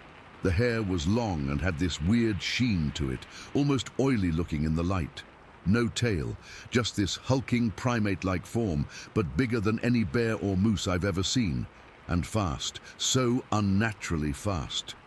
My dad let out this sound, not quite a yell, more like all the air leaving his lungs at once. Jesus Christ! He managed to sputter as I brought the truck to a complete stop, the tires skidding a bit on the asphalt. Without thinking, I threw the truck into park, flipped on the hazards, and jumped out. My heart was hammering in my chest. I ran a few steps forward, scanning the field to our right where the thing had disappeared. I could still see it. It was already at least 100 yards into the open field, this dark shape, moving with inhuman speed toward the distant tree line. From standing still by the river, to crossing the road to clearing a football field's length of open ground, all within maybe 8 to 10 seconds. That's not possible. That's just not physically possible for anything I know of. I stood there, mouth hanging open, when I realized I wasn't the only one. Another car had stopped about 30 yards behind us. A middle-aged guy in a flannel jacket was standing outside his pickup, staring in the same direction I was. Our eyes met, and he walked over to me, his face pale in the fading light. "What the F was that?" he asked, his voice shaking slightly. Not aggressive, not excited, just utterly bewildered, like someone who'd just witnessed something his brain couldn't categorize. I couldn't even finish the sentence. The thing had reached the tree line and disappeared into the woods. Gone, like it had never been there at all. My dad had gotten out of the truck by then and joined us on the roadside. I glanced at him, and the look on his face hit me hard. My dad's this stoic, practical guy, retired mechanic, hunter all his life, knows every animal in these woods. But right then, he looked lost, completely rattled. His face was ashen, eyes wide, mouth slightly open. In 40 years, I've never seen my father look afraid like that. "You both saw that, right?" I asked, suddenly needing confirmation that I wasn't hallucinating. The stranger nodded slowly. "Biggest damn thing I've ever seen, running on all fours, black as night." "Too big for a bear," my dad finally said, his voice unusually quiet. "And bears don't move like that. Nothing moves like that." We stood there for maybe another minute, all three of us just staring at the empty field and the distant tree line where it had vanished. The other driver eventually muttered something about needing to get home, got back in his truck and drove off. But my dad and I stayed a bit longer, neither of us ready to leave, like we were waiting for it to come back or for some explanation to materialize out of thin air. The drive home was mostly silent. Every now and then one of us would say something like, "Did you see how fast it moved? Or it was at least 8 feet tall, right?" Just trying to confirm what we'd seen, compare notes, make sure we weren't crazy. That night, I couldn't sleep. I kept replaying those few seconds over and over, the weird crouching motion before it ran, the impossible speed, the way its body seemed to stretch across both lanes of the road as it crossed, the oily black hair covering it completely. The next morning, I called in sick to work. I needed to know what we'd seen. I spent hours online, searching for anything similar. Most of what came up was the usual Bigfoot stuff. Blurry photos, campfire stories, obvious hoaxes. But then I found this forum where hunters and outdoorsmen share unusual experiences. And there it was. A post from a hunter in Pennsylvania, maybe 100 miles south of where we were. He described seeing almost the exact same thing while in his deer stand last year. Massive size, incredible speed, long jet black hair, with that same oily appearance from head to toe. He described it moving on all fours sometimes and bipedally at others, said it cleared his hunting area so fast he barely had time to process what he was seeing. I've shown the account to my dad. We've talked about it a lot over the past year. We're both pretty convinced we saw a Sasquatch that night. I know how that sounds. Trust me, I do. If someone had told me this story a year ago, I'd have nodded politely while thinking they were either lying or confused. But I know what I saw. My dad knows what he saw. That stranger in the other truck knows what he saw. It wasn't a bear. It wasn't a moose. It wasn't any known animal native to upstate New York. What bothers me most isn't even the existence of the creature itself. It's how it moved, the raw power and speed it displayed, the way it crossed that field faster than an Olympic sprinter, but with the mass of something that should be slow and lumbering. The intelligence in how it chose its moment, waiting until there was minimal traffic on the road. I've been back to that spot a few times since then, always in daylight, always with someone else. I tell myself I'm just fishing, but really, I'm looking. Scanning the tree line, watching the shadows by the river. Part of me hopes I never see it again. But another part needs to know it wasn't some mass hallucination or trick of the light. I used to be one of those people who'd say, if Bigfoot was real, someone would have definitive proof by now. Now I understand why that proof is so elusive. If they all move like the one I saw, if they're that aware and that fast, getting clear evidence would be nearly impossible. I don't talk about this much. People think you're crazy when you start talking about Sasquatch. But I know there are others out there who've seen something similar, maybe even that same creature. If you're reading this and you've had an experience near Salmon River or anywhere in upstate New York, I'd like to hear about it. Not to prove anything to anybody else, just to know I'm not alone in this. All I know is that something impossible crossed that road in front of us last October. Something that shouldn't exist according to everything I've been taught about North American wildlife. And ever since that night, I find myself looking a little longer into the shadows when I'm driving those back roads, wondering what else might be out there that we don't understand. Story 9. Michelle. I still get chills every time I see a trail winding into dense forest.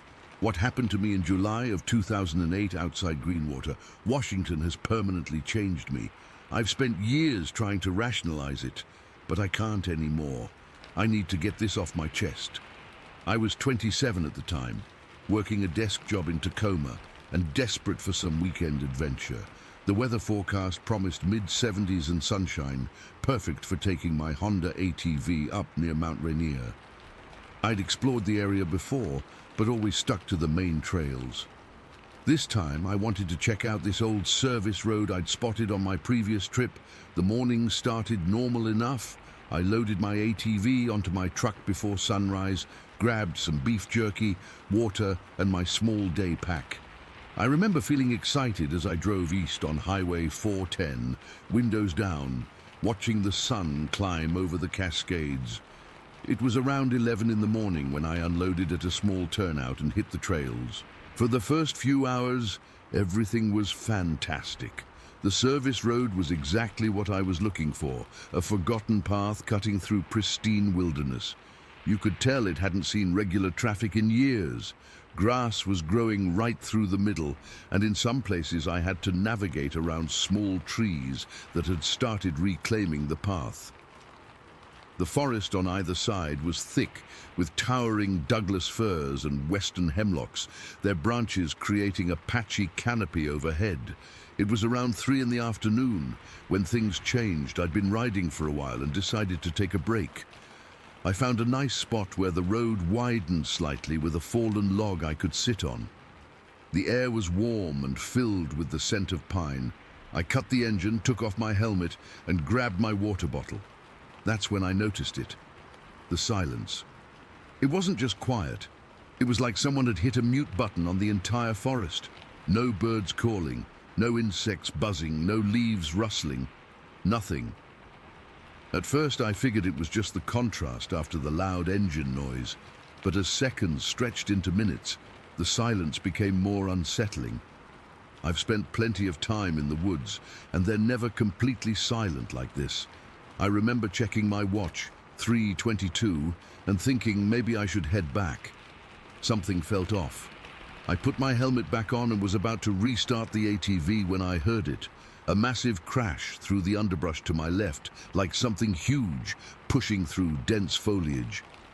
My first thought was elk, but immediately I knew that wasn't right. This was heavier, more deliberate. Before I could process that sound, there was another crash from the opposite side of the road, maybe 40 yards away. Two large animals. The hair on my arms stood up. These weren't just heavy footfalls.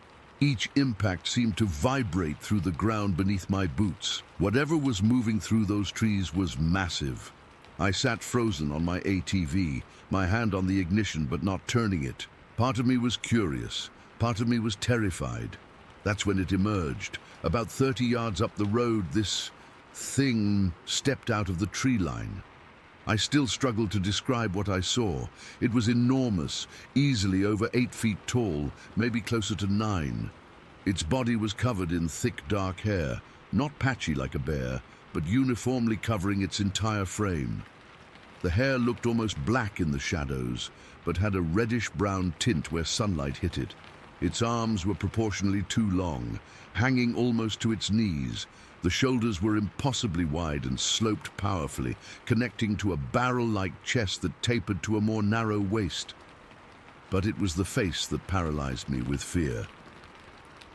Beneath a heavy, protruding brow ridge were these dark eyes, not animal eyes, but disturbingly intelligent ones, and they were fixed directly on me with what I can only describe as hostility. It had a broad, flat nose and a wide mouth that was pulled back in what looked like a grimace or snarl, exposing teeth. The face had human-like features but was wrong, not human, but not fully animal either. My mind was still struggling to process what I was seeing when movement to my right caught my attention. A second creature emerged from the dense brush, just as massive as the first. Now I was trapped between them, with one creature blocking the road ahead and another on my right flank. They were positioned like predators who had strategically cornered prey. Dot me, Dot the creature ahead, took a deliberate step forward, its massive foot crushing the gravel and small plants underfoot. Then, the one to my right let out a sound I will never forget. A high-pitched roar that started as a scream and deepened into something that seemed to vibrate my chest cavity. It echoed through the trees and seemed to go on forever.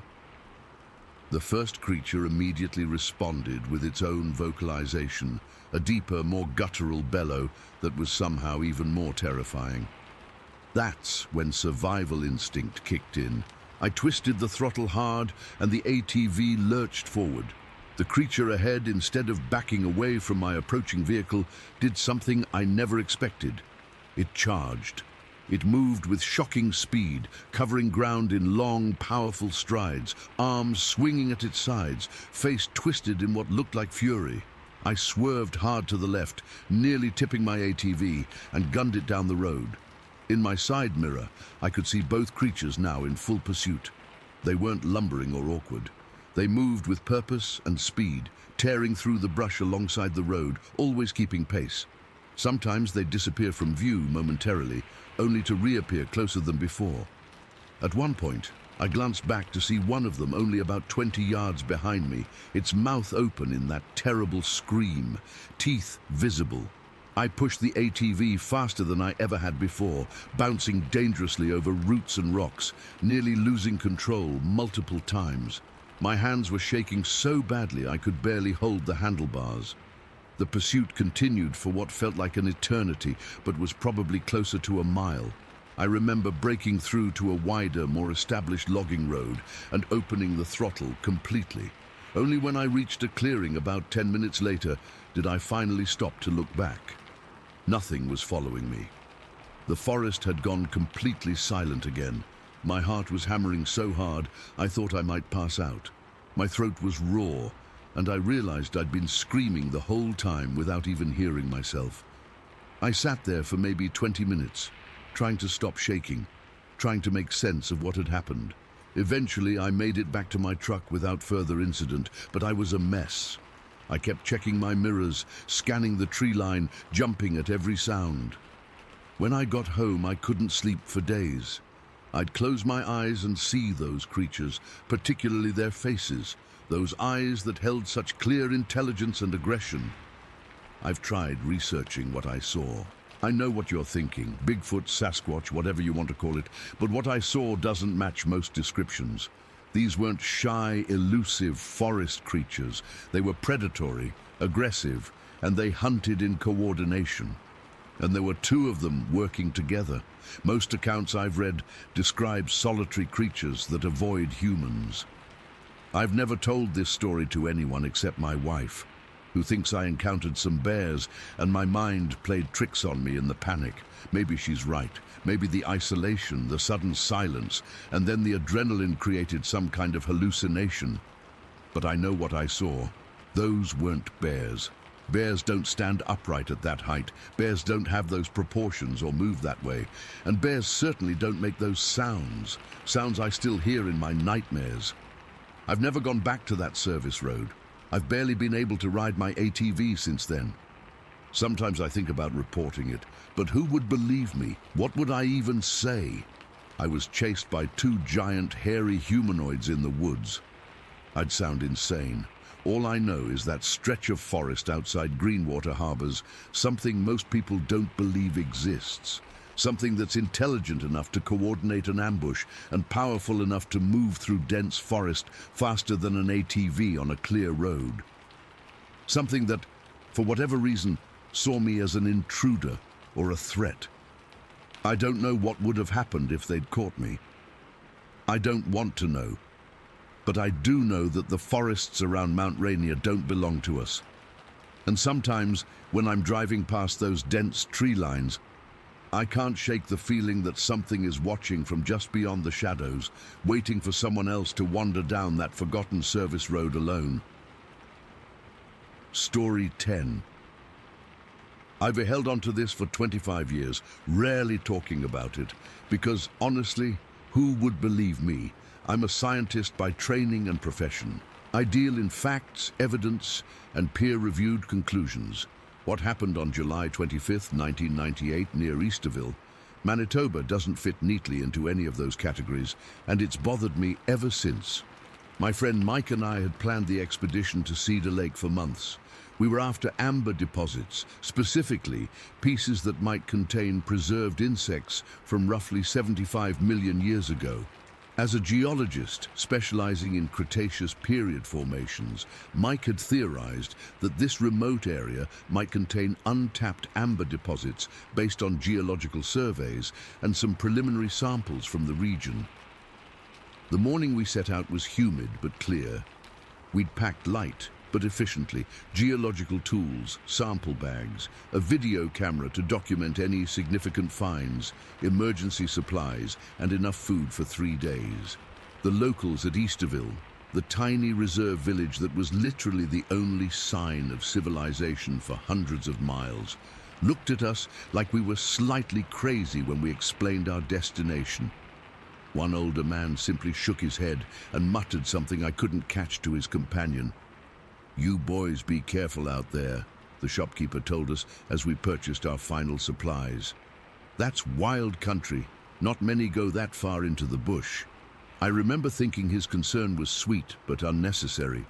We were experienced outdoorsmen, had GPS units, and had left our route details with the proper authorities. What could go wrong? The hike was brutal, far worse than our maps had indicated. We spent 4.5 hours pushing through what I can only describe as a spruce swamp forest from hell. The ground wasn't solid. Instead, it was covered with a thick, wet moss that gave way underfoot without warning. Several times, one of us would suddenly sink knee-deep into hidden water pockets. The mosquitoes were relentless, despite our repellent. This better be worth it. I remember gasping at one point, sweat pouring down my face as I struggled to free my boot from a particularly clingy section of moss. Mike just grinned, that familiar gleam of scientific curiosity in his eyes. If my calculations are right, it will be. Think about it. Potentially undisturbed amber deposits that nobody has studied. We could find species that have never been documented before. When we finally reached Cedar Lake in the late afternoon, I understood why so few people ventured there. The shoreline wasn't what you'd expect from a lake. Instead of a nice, accessible beach, we found massive piles of driftwood, some stacked 7 feet high, lining the entire visible shore. Behind these wooden barricades were swamps of standing water. It was as if the lake had built its own defensive wall against human intrusion.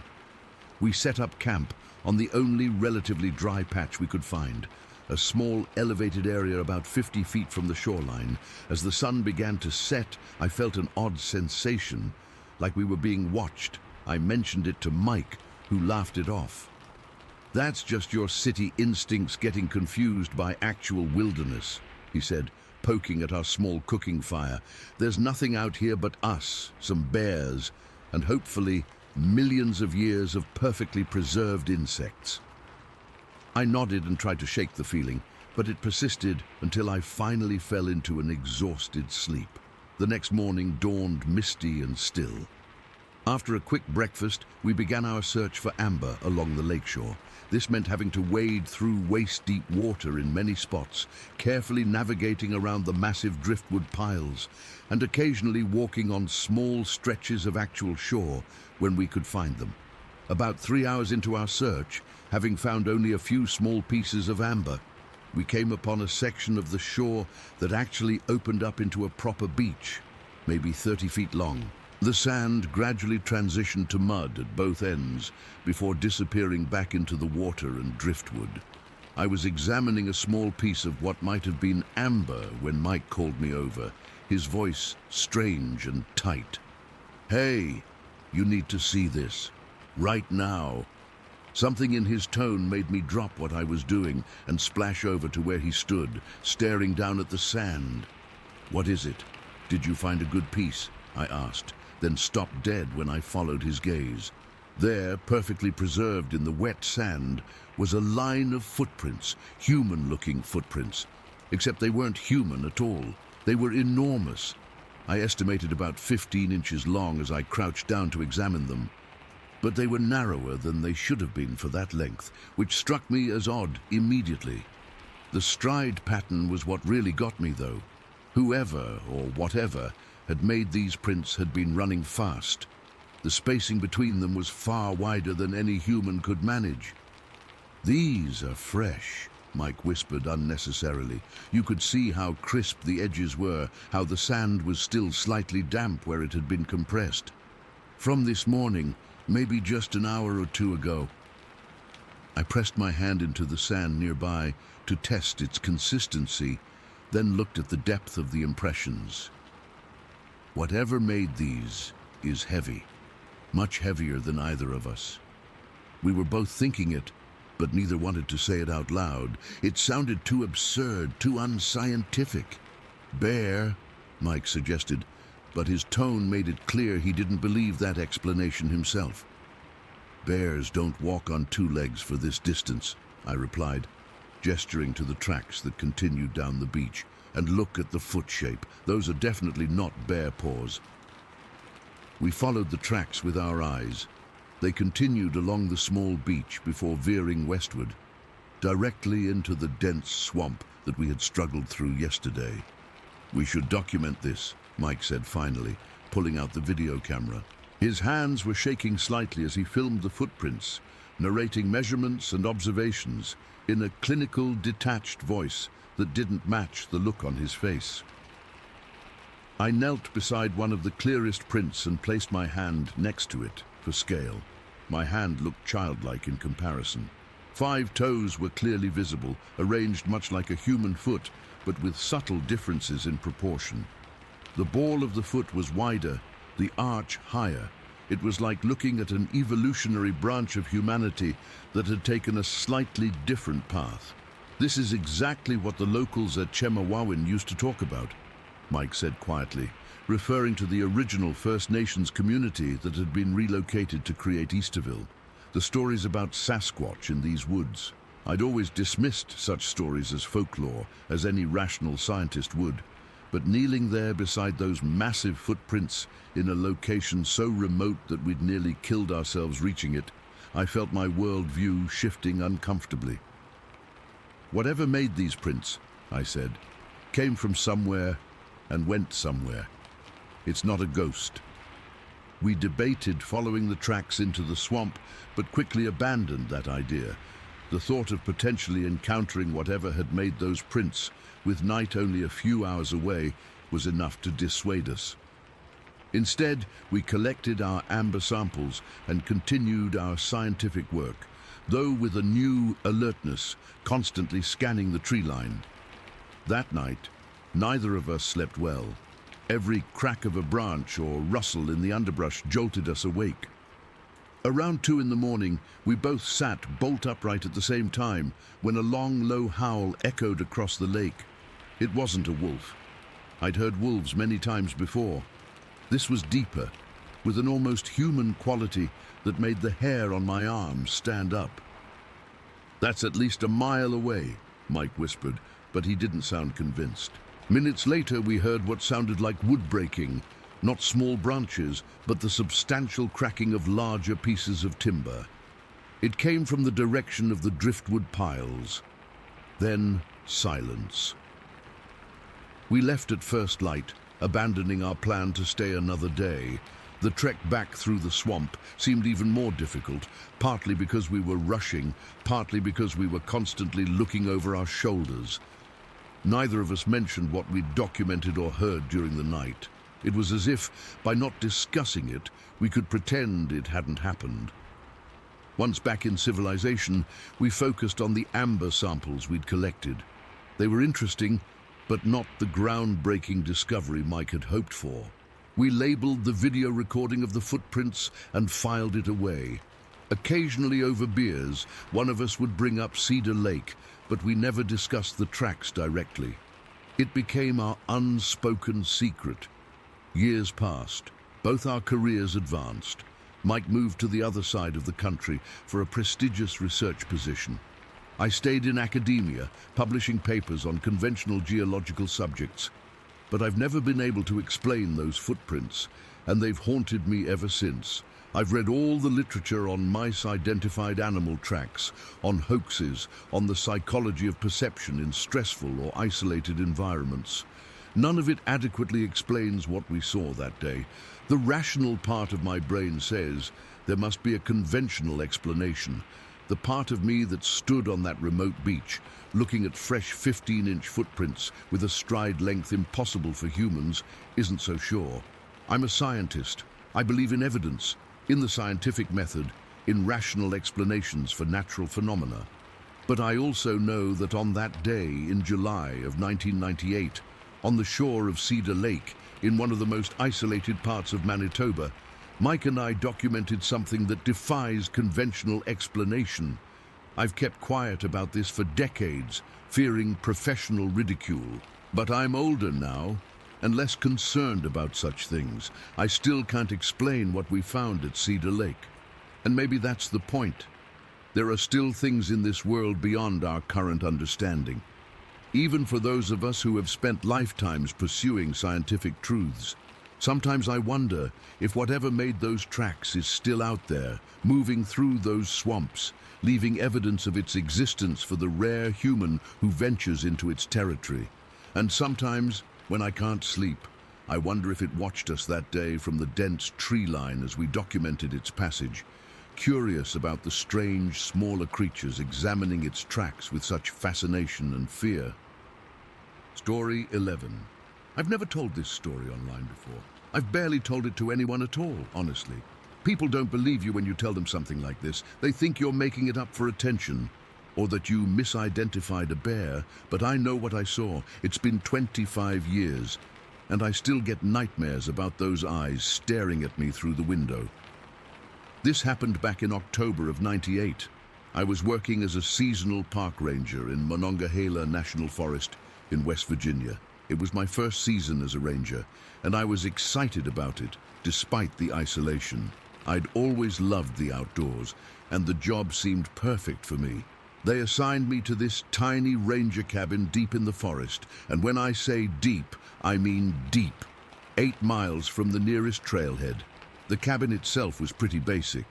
One main room with a small kitchen area, a table, a couple chairs, a wood stove, and a cot in the corner. There was a small bathroom addition on the back. The whole place couldn't have been more than 400 square feet. I actually enjoyed the solitude for the first few weeks. My duties involved hiking the trails, checking for downed trees, monitoring wildlife activity, and occasionally helping lost hikers. October meant fewer visitors, so most days I spent alone. In the evenings, I'd sit on the small porch, read books by lantern light, and listen to the forest sounds. It was peaceful, until it wasn't. The night it happened, a massive storm had rolled in. The rain started around 4 in the afternoon, and by 7 it was a full-on deluge. Lightning crashed every few minutes, and the wind howled through the trees. I'd stoked the wood stove, made myself some canned soup for dinner, and was sitting at the table going through my field notes when I heard the first thump. At first, I thought it was just a branch hitting the side of the cabin. That happened all the time during storms. But then it came again. Thump, and again. Thump. There was something rhythmic about it, deliberate. It wasn't random like storm debris. I sat perfectly still, listening. Thump, thump, thump. Whatever it was moving around the perimeter of the cabin, hitting the walls with what seemed like incredible force. Each impact made the whole structure shudder. I grabbed my flashlight and my radio, though I knew the radio was useless. The storm always knocked out reception, and the nearest ranger station was 30 miles away. Even in good weather, communication was spotty at best. The thumping continued as I moved toward the window, trying to see outside. The rain was streaming down the glass, making it hard to see anything in the darkness. I pressed close to the glass, shielding my eyes from the glare of the lantern behind me. That's when I saw it. A face appeared on the other side of the window, not more than 6 inches from mine. I stumbled backward, nearly falling over the chair behind me. It wasn't human. The face was massive, framed by dark, matted hair that was plastered to its head from the rain. But it was the eyes that paralyzed me. Amber-colored and reflective in the lantern light, intelligent and curious, angry. I couldn't tell, but they were staring directly at me with an intensity I'd never experienced. I'm not ashamed to admit I nearly pissed myself. My heart was hammering so hard, I could feel it in my throat. I couldn't move, couldn't breathe, couldn't think. I just stared back at this thing as it studied me through the glass. Then it raised an enormous hand and pressed it against the window. The hand was at least twice the size of a human hand, with thick fingers and dark skin visible beneath wet, matted fur. It left streaks as it dragged downward, then pulled away. The next sound nearly made my heart stop. Heavy, deliberate knocking on the front door. Not frantic, not aggressive, but methodical. Knock, knock, knock, like someone wanting to be let in. Except this wasn't someone, and there was no way in hell I was opening that door. I managed to unfreeze myself enough to grab my rifle from beside the bed. I'd brought it mainly for protection against the occasional aggressive black bear or wild boar. I'd never imagined using it against whatever this was. The knocking stopped, and for a moment there was just the sound of the rain and my own ragged breathing. Then came the footsteps, heavy, squelching sounds in the mud that circled the cabin. I could track the creature's movement by sound, around to the back, past the bathroom, to the other side. The steps were slow and deliberate. There was a loud crash outside, and I jumped. It sounded like the storage barrel I kept on the side of the cabin had been knocked over. Then more thumping, this time higher up on the wall, like it was testing different parts of the structure. The smell hit me next. Even through the closed windows and door, I could smell it. A powerful, musky odor like wet dog, mixed with rotting vegetation and something else I can't even describe. It was so strong I could taste it in the back of my throat, making me gag. The creature continued its circuit of the cabin, occasionally hitting the walls with what I assume were its fists. Each impact made the windows rattle. I stood in the middle of the room, rifle ready, turning in circles to keep track of where it was. My hands were shaking so badly, I doubt I could have hit anything if I'd tried to shoot. What terrified me most was the realization that the walls of the cabin were just thin wood. If this thing wanted to get in, it could have easily torn through. But it didn't. It just kept circling, testing, watching. I have no idea how long this went on. It felt like hours, but it was probably 20 or 30 minutes. The storm continued to rage outside, occasionally masking the sounds of the creature moving around. Each time the footsteps faded, I'd think it had left, only to hear them return moments later. At one point, it returned to the window. I saw its silhouette against the glass, just a massive, dark shape blotting out what little ambient light there was from outside. I raised my rifle, pointed it at the window and whispered, "Go away." My voice sounded pathetic even to my own ears. The shape lingered for a moment, then moved away. The footsteps retreated toward the tree line at the edge of the small clearing where the cabin sat. Despite my terror, I forced myself to go to the window. I needed to see, to confirm what I was dealing with. Lightning flashed, and for a brief second the clearing was illuminated. That's when I saw it in full for the first time. A massive bipedal figure crossing the open space. It was at least 8 feet tall, maybe taller, with incredibly broad shoulders and long arms. It was covered in dark hair, and it moved with a strange, fluid grace despite its size. It wasn't lumbering like you'd expect something so large to move. It was efficient, powerful. Another flash of lightning, and it was gone, swallowed by the darkness of the forest. I spent the rest of the night huddled on my cot, rifle in my lap, staring at the door. I didn't sleep, I couldn't. Every sound made me flinch. The storm gradually passed, and by dawn a weak sun was trying to break through the clouds. It took me hours to work up the courage to go outside. When I finally did, the evidence was everywhere. The storage barrel was dented and lying on its side, its contents scattered. The small porch railing was cracked where something had leaned or pushed against it, and the door had muddy smears and what looked like clumps of dark hair stuck to it. But it was the footprints that confirmed everything. In the soft mud around the cabin were massive impressions, footprints almost 18 inches long and proportionally wide. They were clearly foot-shaped with 5 toes, but no human could have made them. They circled the entire cabin, exactly matching the pattern I'd heard during the night. I took some measurements and made notes, but I didn't take photos. This was '98, remember? I didn't have a cell phone with a camera, and I hadn't brought my personal camera on this assignment. Looking back, I wish I had documented everything better, but honestly, I was still in shock. I stayed at that cabin for another 3 weeks to finish my seasonal assignment. I never saw the creature again, but I felt it. Sometimes at night, I'd get that feeling of being watched. I kept the rifle closer, stopped sitting outside after dark, and kept the lantern burning all night. I reported what happened to my supervisor when I returned to the ranger station, but I could tell from his face that he didn't believe me. He suggested it was probably a bear, despite the footprints and the other evidence I described. I didn't push it. I knew what I'd seen. I've spent years researching since then, and I'm convinced beyond doubt that what visited me that night was a Sasquatch. Nothing else makes sense. No known animal matches what I saw. No human could have been that size or made those footprints. The thing that still haunts me isn't the fear I felt that night. It's the realization that the creature could have easily broken in if it wanted to. The cabin walls wouldn't have stopped it for a second. But it didn't. It just observed, tested, watched. Sometimes I wonder if it's still out there in Monongahela, watching other rangers or hikers who venture too deep into its territory. And I wonder what would happen if it ever decided to do more than just watch.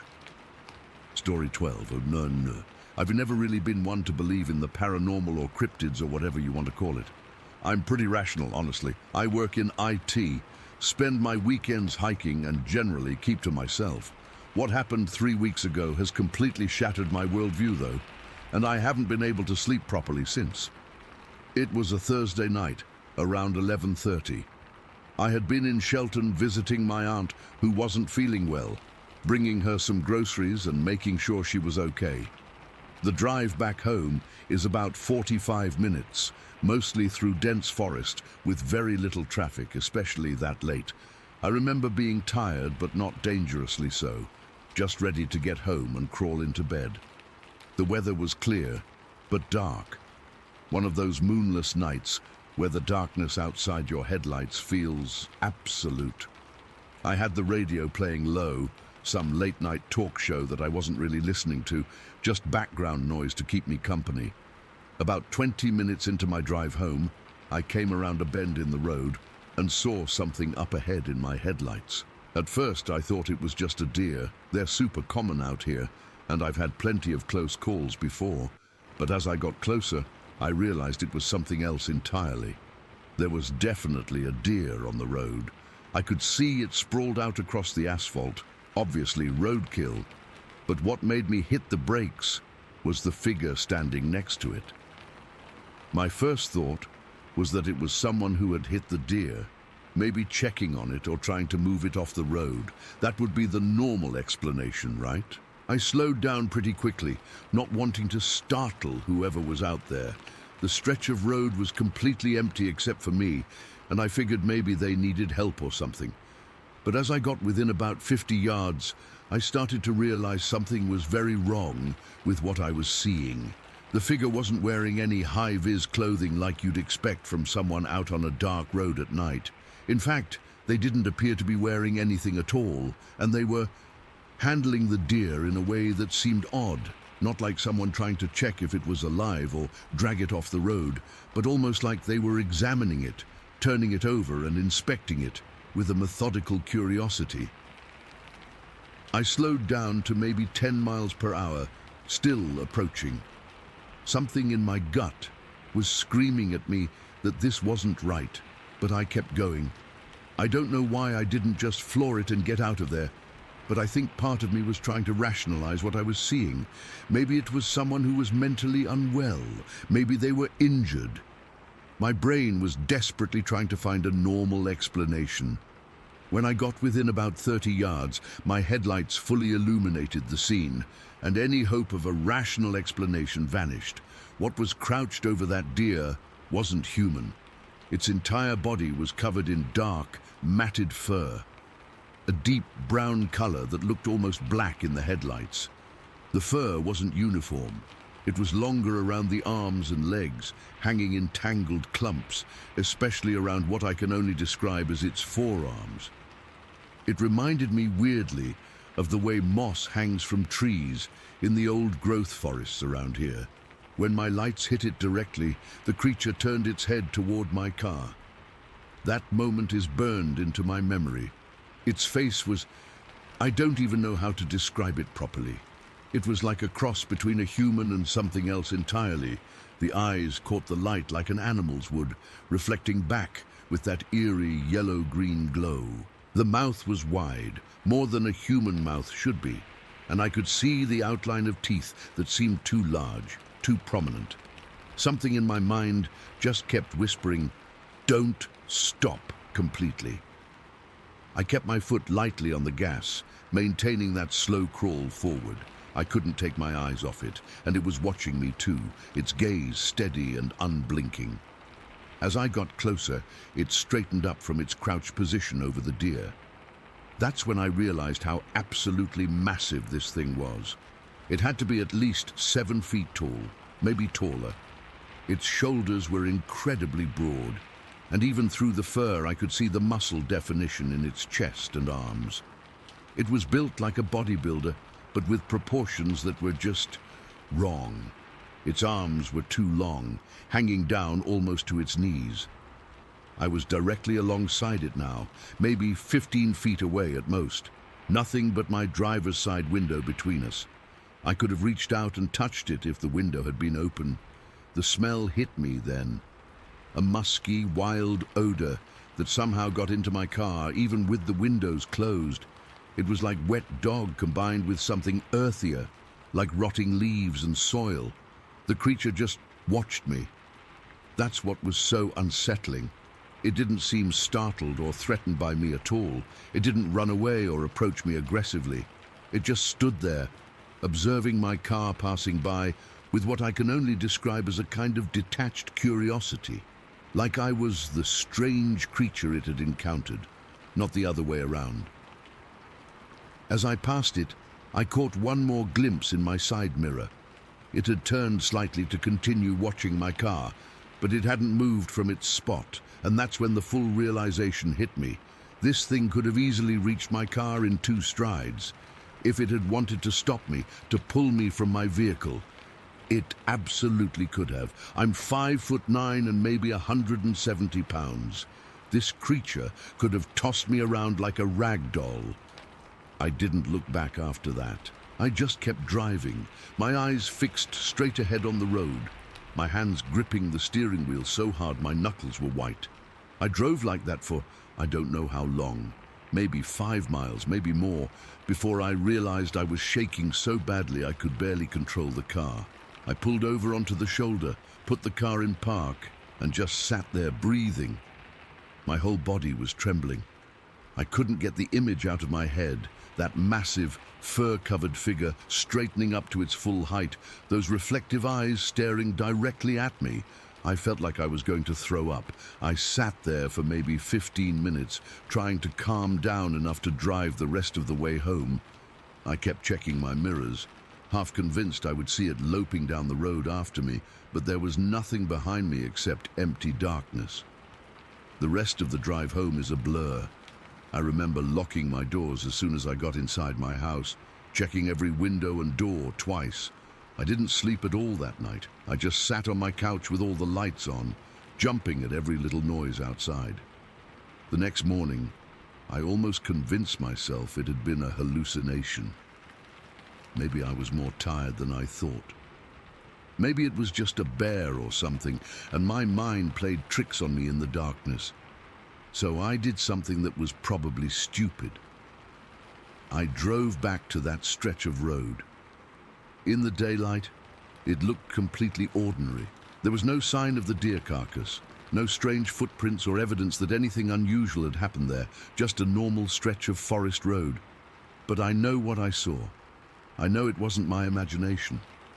I've spent the last few weeks trying to make sense of it. I've researched local wildlife, thinking maybe it was just a bear walking upright. But bears don't stand 7 feet tall with that kind of muscle definition. I've looked into reports of Bigfoot sightings in the area, something I would have laughed at a month ago, and found that there have been quite a few over the years in the forests around Shelton.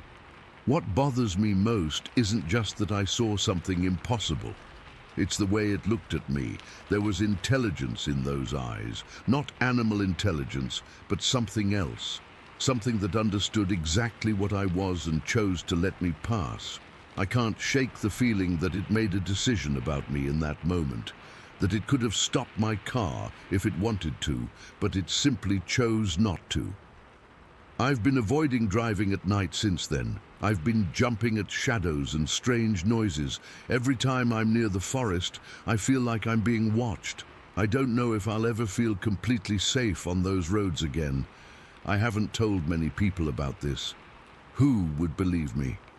But I know what I saw that night on the road from Shelton, and it wasn't human. And sometimes I wonder, if I drive that road again at night, will it be there waiting? And if it is, will it let me pass a second time? Story 13. I still can't explain what happened that day at Stranger Lake. I keep replaying it in my head, hoping something will make sense, but it just doesn't. I've lived in these woods my entire life. My grandfather built our cabin when my dad was just a boy, and I've spent every summer here since I was born. 47 years of knowing every inch of this place, the sounds, the wildlife, the seasons. It becomes part of you after a while. When something's off, you feel it before you see it. That Tuesday started normal enough. The weather was perfect, warm but not hot, with just enough clouds to keep the sun from beating down too hard. I decided to take my little aluminum boat out for some fishing. Nothing serious, just a few hours on the water to clear my head and maybe catch dinner. I'd been out for maybe 2 hours, just coasting along the shoreline, when I noticed it. About 100 feet back from the water's edge, something was moving in the bushes. Something big. Now we get all kinds of wildlife here. Deer, moose, black bears. And I've seen them all 1,000 times, but this was different. I can't really explain how, but the movement was wrong somehow. Too fluid for something that size. Too deliberate. I cut the motor immediately and just drifted, watching. The vegetation was pretty thick there, a mix of alders and young spruce, but I could see branches moving, bending. Then it stopped. Just like that, like whatever it was had frozen in place or ducked down. I sat there for a good 5 minutes, barely breathing. Nothing. The birds had gone quiet too, which always sets off alarm bells in my head. In the bush, sudden silence is never a good sign. I fired up the motor again and circled back, cutting in closer to shore. The water's deep, right up to the bank in that section, so I could get within 20 feet of land. Still nothing moving, but I had a better view of where the brush had been disturbed. That's when I noticed the mud along the shoreline. We'd had rain the night before, a real downpour, and the ground was soft, and there they were. Tracks, but not any tracks I'd ever seen before. I beached the boat and got out to look. My first thought was moose. They leave big impressions, but these were wrong. They weren't cloven hooves. They looked almost like footprints, human but massive, and the stride length was incredible, easily twice what a tall man could manage. I'm not going to lie, my heart was hammering. I've tracked game my whole life, and I know what belongs in these woods and what doesn't. These tracks didn't belong. I took a few steps along the shore, following where they led. They came right out of the water about 50 yards down from where I'd seen the movement, then headed straight into the brush. Like whatever made them had been swimming and decided to come ashore. The sun was starting to get low, and something about those tracks made me not want to be there after dark. I got back in my boat and headed home, but I couldn't stop thinking about what I'd seen. That night I barely slept. I kept hearing noises outside the cabin, branches breaking, something heavy moving around. Twice I got up and looked out the window, but in the darkness I couldn't see anything. By morning I'd convinced myself I was being paranoid, lack of sleep, an overactive imagination. We've all been there, but those tracks wouldn't leave my mind. I needed a second look, needed pictures. So I decided to go back the next day with my sisters, who were visiting from town. Not just because I wanted witnesses, though that was part of it. I also didn't want to be out there alone again. The next morning was foggy and cool, the kind of mist that hangs just above the water and makes everything look dreamlike. My sisters were excited about a boat ride, even if they thought I was being silly about some animal tracks. Sandra's the oldest at 51, practical to a fault. Julie's 45, always been the adventurous one. They've spent enough time at the cabin to know the woods, but they're city people now, have been for decades. We loaded up the boat, my old digital camera, some snacks, a thermos of coffee, and headed out. The lake was like glass that morning, our wake the only thing disturbing the surface. I kept scanning the shoreline as we approached the spot from yesterday, half expecting to see something watching us from the trees. When we got there, the fog had burned off a bit and I could see the area clearly. I pointed to where I'd seen the movement, where I'd found the tracks. We beached the boat in the same spot, and all three of us got out. "Holy shit," Julie said when she saw the first footprint. Not much leaves Julie speechless, but this did. The rain had stopped, so the prints were even more defined today, dried a bit around the edges. Sandra knelt down beside one, placing her hand next to it for scale. Her hand looked tiny in comparison. That's not a bear," she said. I could hear the uncertainty in her voice. "No, it's not," I agreed. "Bears have 5 toes and claw marks. These have what look like 5 toes, but the shape is all wrong, more like a foot." We all just looked at each other, not saying what we were thinking, because what we were thinking was crazy. I started taking pictures, trying to get the scale right. The prints were easily 16 inches long, maybe more, and the stride length, I measured it with my arms, had to be over 5 feet. Whatever made these was tall. Really tall. "They're all over the place," Julie said, pointing toward the tree line. She was right. Now that we were looking, we could see more tracks heading in different directions, like whatever it was had been pacing back and forth along the shoreline. "Let's follow them," she suggested.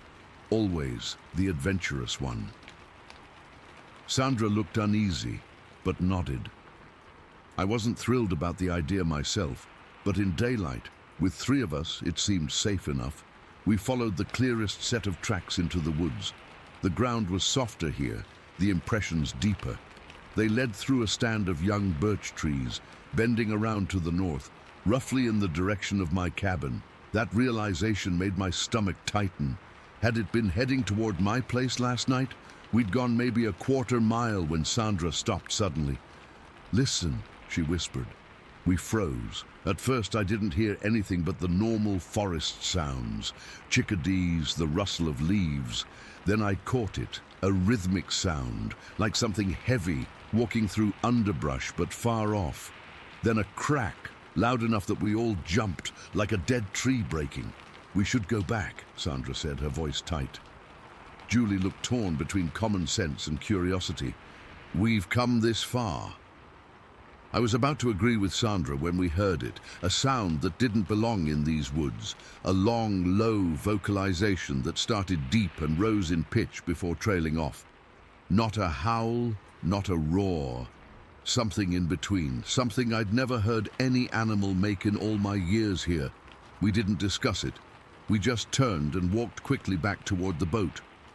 No one ran. Running feels like an invitation sometimes. But we moved with purpose. I kept looking over my shoulder, half expecting to see something following us. When we reached the boat, we pushed off immediately. Only when we were a good 50 yards from shore did I feel my heart rate start to normalize. "What the hell was that?" Julie asked, her earlier enthusiasm replaced by wide-eyed concern. "I don't know," I admitted, "but it came from the direction of the cabin. We debated what to do. Go back to the cabin? Go into town? In the end, we decided to circle around to the cabin by water. It would take longer, but felt safer somehow." As we approached my dock, everything looked normal. The cabin sat there like it always did, smoke curling lazily from the chimney where I'd left the wood stove going on low, but something felt off. We tied up and approached cautiously. Nothing seemed disturbed until we got to the back of the cabin. There, in the soft earth of my pathetic attempt at a vegetable garden, were more tracks, the same massive footprints circling the cabin, stopping at windows, continuing around. "It was here," I said unnecessarily, "last night when I heard those noises."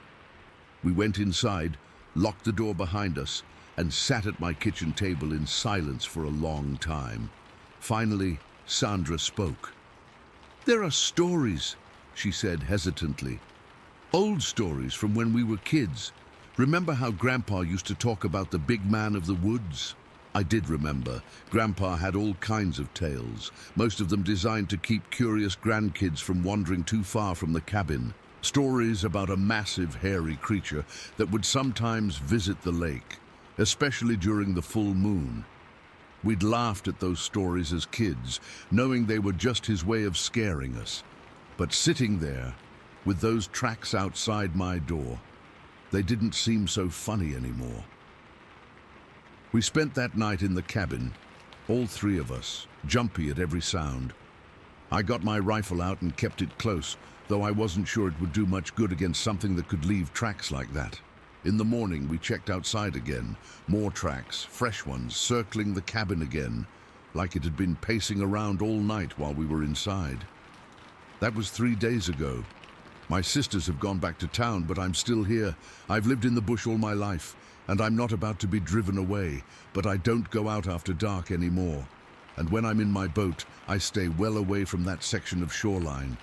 I keep the pictures of those tracks on my phone, look at them sometimes when I start to think I imagined the whole thing. I've shown them to a few people I trust. Some say bear, some say hoax. One old-timer just nodded and said, "You're not the first to see those." I don't know what's out there at Stranger Lake. All I know is that in 47 years of living in these woods, I've never seen anything leave tracks like that before, and I hope I never meet whatever makes them. Story 14. I'll never forget the autumn of 1998, not ever. I was 24 years old back then, stationed at Naval Hospital Bremerton, Washington as a corpsman. Military life was structured and predictable, which is why I loved escaping into nature whenever I had the chance. My friends thought I was crazy for hiking alone, but there's something about the solitude that clears my head like nothing else. That particular weekend in late October, I'd managed to get a 72-hour pass. The weather forecast showed cold but clear conditions, perfect for a solo hike before winter set in. I decided on Dosa Wallops in the Olympic National Forest. It's this beautiful remote area that even most locals don't visit much, especially that late in the season. I remember packing meticulously the night before, my external frame backpack filled with just the essentials: lightweight tent, sleeping bag rated for 20 degrees, freeze-dried meals, water purifier, first aid kit, map, compass, and a small flask of whiskey. Don't tell my commanding officer. I'd planned every detail of the 16-mile hike to Bear Camp, a primitive camping area deep in the wilderness. The morning of my hike, I woke at 0500 hours. Old habits die hard in the military. The drive from Bremerton took about 2 hours, and I remember watching the sun rise over the mountains as I drove, that golden light hitting the autumn foliage. It was breathtaking, but there was already this weird feeling in my gut. Not exactly dread, but something off. I arrived at the trailhead around 7:30. The parking lot was completely empty, not another car in sight. That wasn't surprising given the season and remoteness, but still, standing there alone with just the sound of wind through the trees was eerie. I double-checked my pack, locked the car, and headed out. The first few miles were gorgeous. The trail followed a river valley with towering Douglas firs and hemlocks on both sides. The ground was carpeted with fallen leaves in reds and golds, and that fresh, earthy smell that comes after light rain filled the air. I kept a steady pace, stopping occasionally to drink water or take a quick photo. Around mile 7, the trail began to climb steeply. My legs burned, but in that good way that reminds you you're alive. I passed a small waterfall and stopped to refill my water bottles. The silence was absolute, except for the rushing water. No birds singing, no squirrels chattering, just nothing. I remember thinking it was strange, but chalked it up to the cold weather. By early afternoon, I'd reached the halfway point and stopped for lunch on this rocky outcrop with an incredible view of the valley below. The clouds had moved in, making everything look mysterious and ancient. I sat there eating my energy bar, completely alone in this vast wilderness, and for the first time, I felt a wave of unease, like I was being watched. I shook it off and continued hiking. The trail got rougher, less maintained. In some spots, I had to scramble over fallen trees or pick my way across small stream crossings. I kept checking my map, worried about missing the turnoff to Bear Camp, which was just a small clearing by a stream. It was around 16:30 hours, 4:30 p.m., when I finally reached Bear Camp. The light was already fading fast, that blue-gray twilight settling in. The camp was nothing special, just a flat area near a bubbling stream with a crude fire ring made of stones. But what struck me immediately was the absolute quiet. No wind, no bird calls, nothing. I set up camp quickly, pitching my small tent between two massive Douglas firs that had to be centuries old. Their trunks were wider than I could wrap my arms around, and they towered overhead, blocking out most of the fading light. I collected firewood, purified water from the stream, and cooked my freeze-dried lasagna over my portable stove.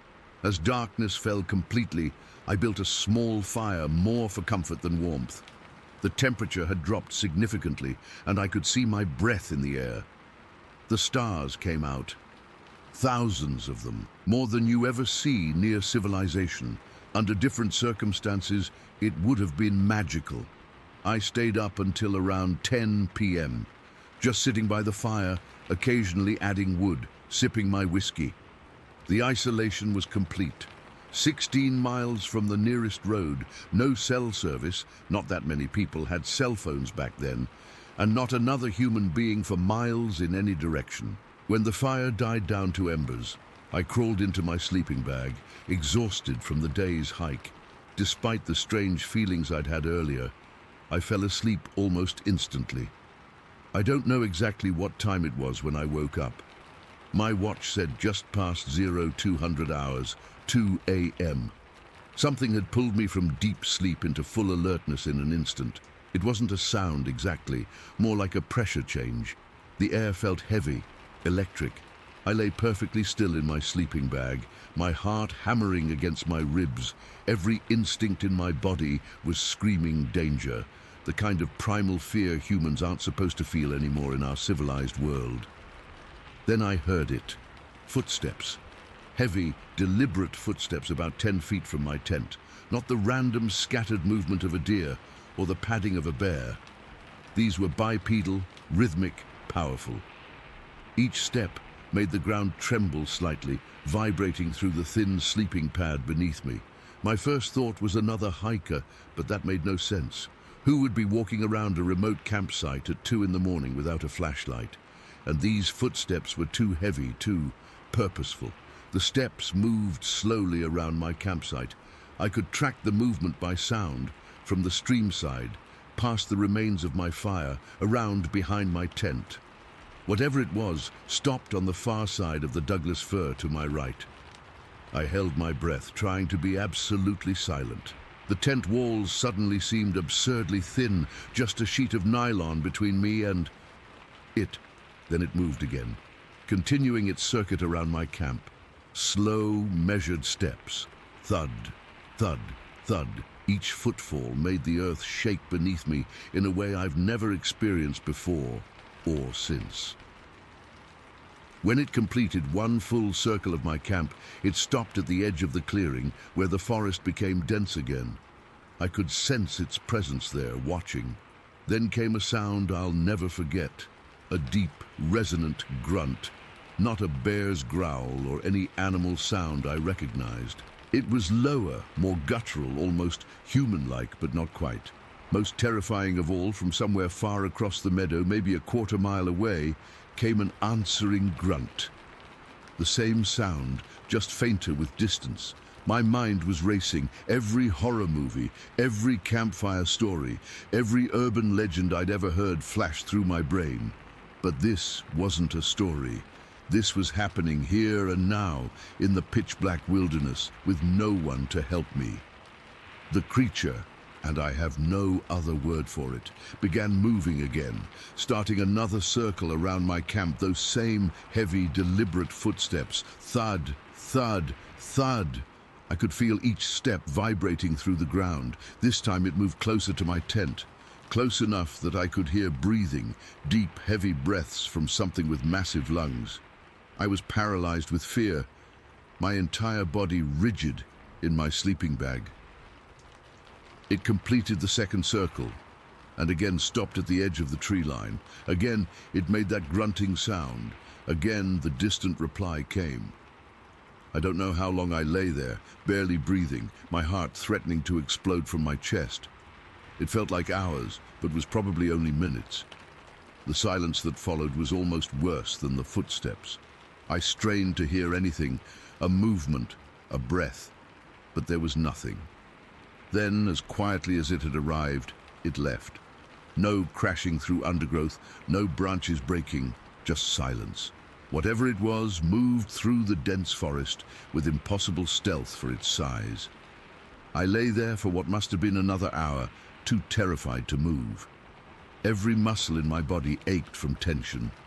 My mouth was dry as sandpaper. I kept expecting it to return, to tear open my tent, to I don't know what. When my watch showed 0400 hours, 4 a.m., I couldn't take it anymore. The first hints of pre-dawn light were still hours away, but I couldn't stay there another minute. Moving as quietly as possible, I packed everything into my backpack. No coffee, no breakfast, just silent, frantic packing. I didn't even properly collapse my tent. Just yanked the stakes out and stuffed the whole thing into my pack, poles and all. I shouldered my backpack and stood in the clearing, listening intently. The forest was dead silent. Using my small flashlight, I found the trail and began hiking out. Every step away from that campsite felt like escaping a nightmare. I kept looking over my shoulder, expecting to see something following me. The beam of my flashlight seemed pathetically inadequate against the wall of darkness surrounding me. I hiked non-stop for over 6 hours, practically jogging at times, the weight of my pack forgotten in my desperate need to get back to civilization. I didn't take a single break, didn't stop to eat, just kept moving. The sun eventually rose, and the forest that had seemed so beautiful the day before now felt oppressive and threatening. Every shadow might be hiding something. Every sound made me flinch. I reached my car around 10:30 a.m. The parking lot was still empty. I threw my pack in the trunk and got the hell out of there, hands shaking so badly I could barely get the key in the ignition. For years afterward, I tried to convince myself it was just a bear, a large black bear walking on all fours. But bears don't walk with even, bipedal footsteps that shake the earth. They don't circle camps with deliberate precision. They don't communicate with grunts that sound almost like language. I developed a theory over time. The stream near my campsite had a meadow on the other side. I think whatever it was had a nursery or protected area over there. Maybe it was warning me a way to protect its young. That would explain the communication with the other one across the meadow. To this day, I've never told anyone in my unit what happened. Who would believe me? I've never gone back to Dosa Wallops, and I've never again hiked alone. Some fears stay with you forever. I still dream about those footsteps sometimes. Thud, thud, thud. And in my dreams, I always know what's making them, even if I can't bring myself to say the word when I'm awake. Story 15. I'm still trying to process what happened to us back in '97, and I doubt I'll ever fully come to terms with it. My husband thinks we should just forget about it, but how do you forget something that completely changes how you see the world? I've been reading other people's accounts lately, and it's given me the courage to finally share our story. It was July, smack in the middle of summer, and ungodly hot in Virginia. The kind of heat that makes your clothes stick to your skin the minute you step outside. We decided to take the kids to Shenandoah National Park for a picnic, thinking it would be cooler under the trees. Our daughters were 8 and 11 at the time, young enough to still enjoy family outings, but old enough to help carry the cooler and picnic basket. We arrived around noon and found a nice spot with picnic tables near the edge of the woods. It wasn't too crowded, just a few other families scattered around the main area. But we wanted some privacy. We picked a table about 50 yards from the nearest people, right where the clearing met the forest. In hindsight, that was our first mistake. The day started perfectly. The girls were running around collecting pine cones, while my husband and I set up lunch. I remember the sounds so clearly: cicadas buzzing, birds calling to each other, leaves rustling in the slight breeze. It was peaceful in that way only nature can be, you know? The background noise that makes you feel alive, but doesn't disturb your thoughts. We'd been there maybe an hour. The girls had eaten their sandwiches and were picking at some watermelon. My husband and I were talking about redoing the kitchen, such a normal, mundane conversation. Then everything changed. The silence hit us first. I didn't notice immediately, but my older daughter stopped mid-sentence while telling me about a butterfly she'd seen and tilted her head. "Mommy, why did all the bugs stop?" she asked. She was right. The constant background noise of the forest had completely disappeared. No birds, no insects, nothing. Just this heavy, pressing silence that felt wrong. The hair on my arms stood up before I even knew why. My younger daughter was facing the woods, and I saw her eyes go wide. "Someone's watching us," she whispered, pointing toward the trees. I turned to look where she was pointing. At first, I didn't see anything unusual, just shadows between the trees. Then I noticed what looked like a tree stump, or maybe a person standing very still, about 20 yards into the forest. I squinted, thinking it might be another hiker who'd stopped to rest. "Hello?" my husband called out, standing up from the table. "You okay there?" That's when it moved. It wasn't a quick movement, more deliberate, like it was deciding something. It took a step forward out of the deep shadows, and I felt my entire body go cold despite the summer heat. What emerged wasn't human, not even close. I've tried for years to find ways to describe its size, but nothing does it justice. It towered, maybe 7 or 8 feet tall, with shoulders twice as broad as my husband's, and he's not a small man, but it wasn't just tall. It had this presence, this mass that made it seem even larger. Its body was covered in black hair.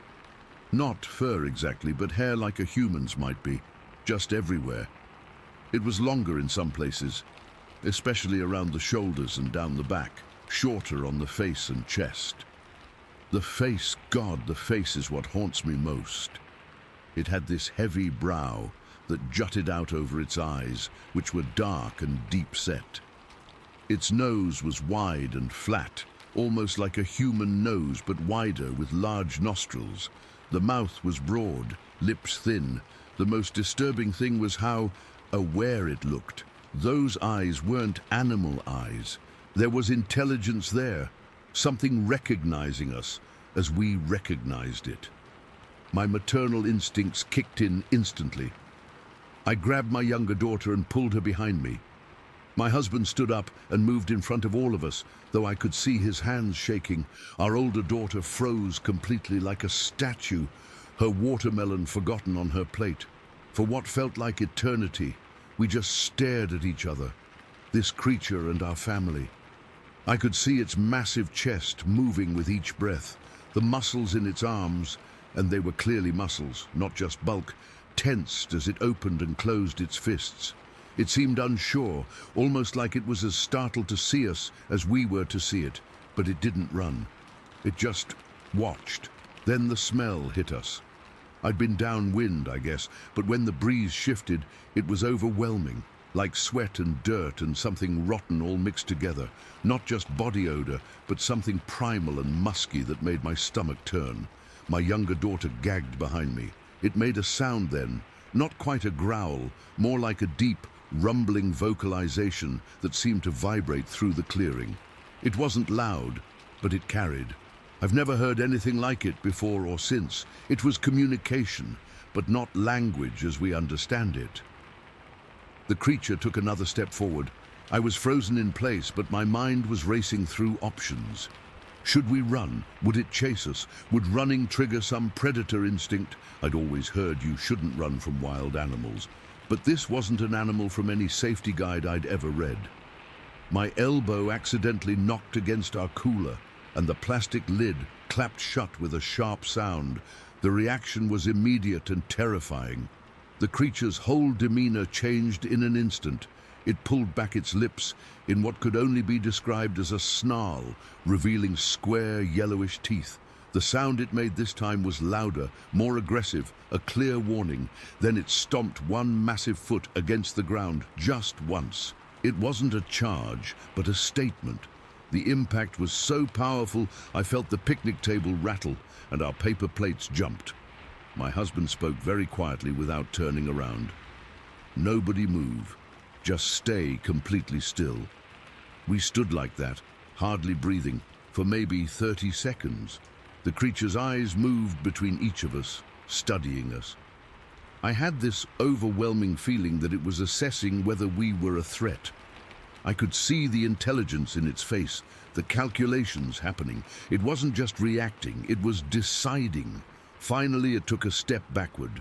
then another. Its eyes never left us until it was several yards back into the tree line. Then it turned, not quickly, but deliberately, and walked deeper into the forest. We could hear branches breaking as it moved away, which gave me some idea of its strength. Those weren't small twigs snapping, they were substantial branches being pushed aside like they were nothing. The moment it was out of sight, I felt my legs start to give out. My husband turned to us, his face pale. "Get everything, now! Don't run, but move quickly." The girls didn't need to be told twice. We packed up in record time, throwing everything haphazardly into bags and the cooler. My younger daughter was crying silently, big tears rolling down her face. My older one kept looking over her shoulder toward the woods. As we hurried back toward the parking lot, I noticed other picnickers giving us strange looks. They had no idea what had just happened, less than 100 yards from where they were eating their sandwiches and chips. For them, it was just another summer day. We practically threw everything into the trunk and got the girls in the car. My hands were shaking so badly, I dropped the keys twice before I could get them in the ignition. As we pulled out of the parking lot, I finally let out the breath I felt like I'd been holding since the moment the forest went silent. For the first few miles, nobody spoke. Then my younger daughter asked in a small voice, "What was that, Daddy?" My husband looked at me, then back at the road. "I don't know, honey, but we did know. We just couldn't say it out loud yet. We'd seen something that wasn't supposed to exist.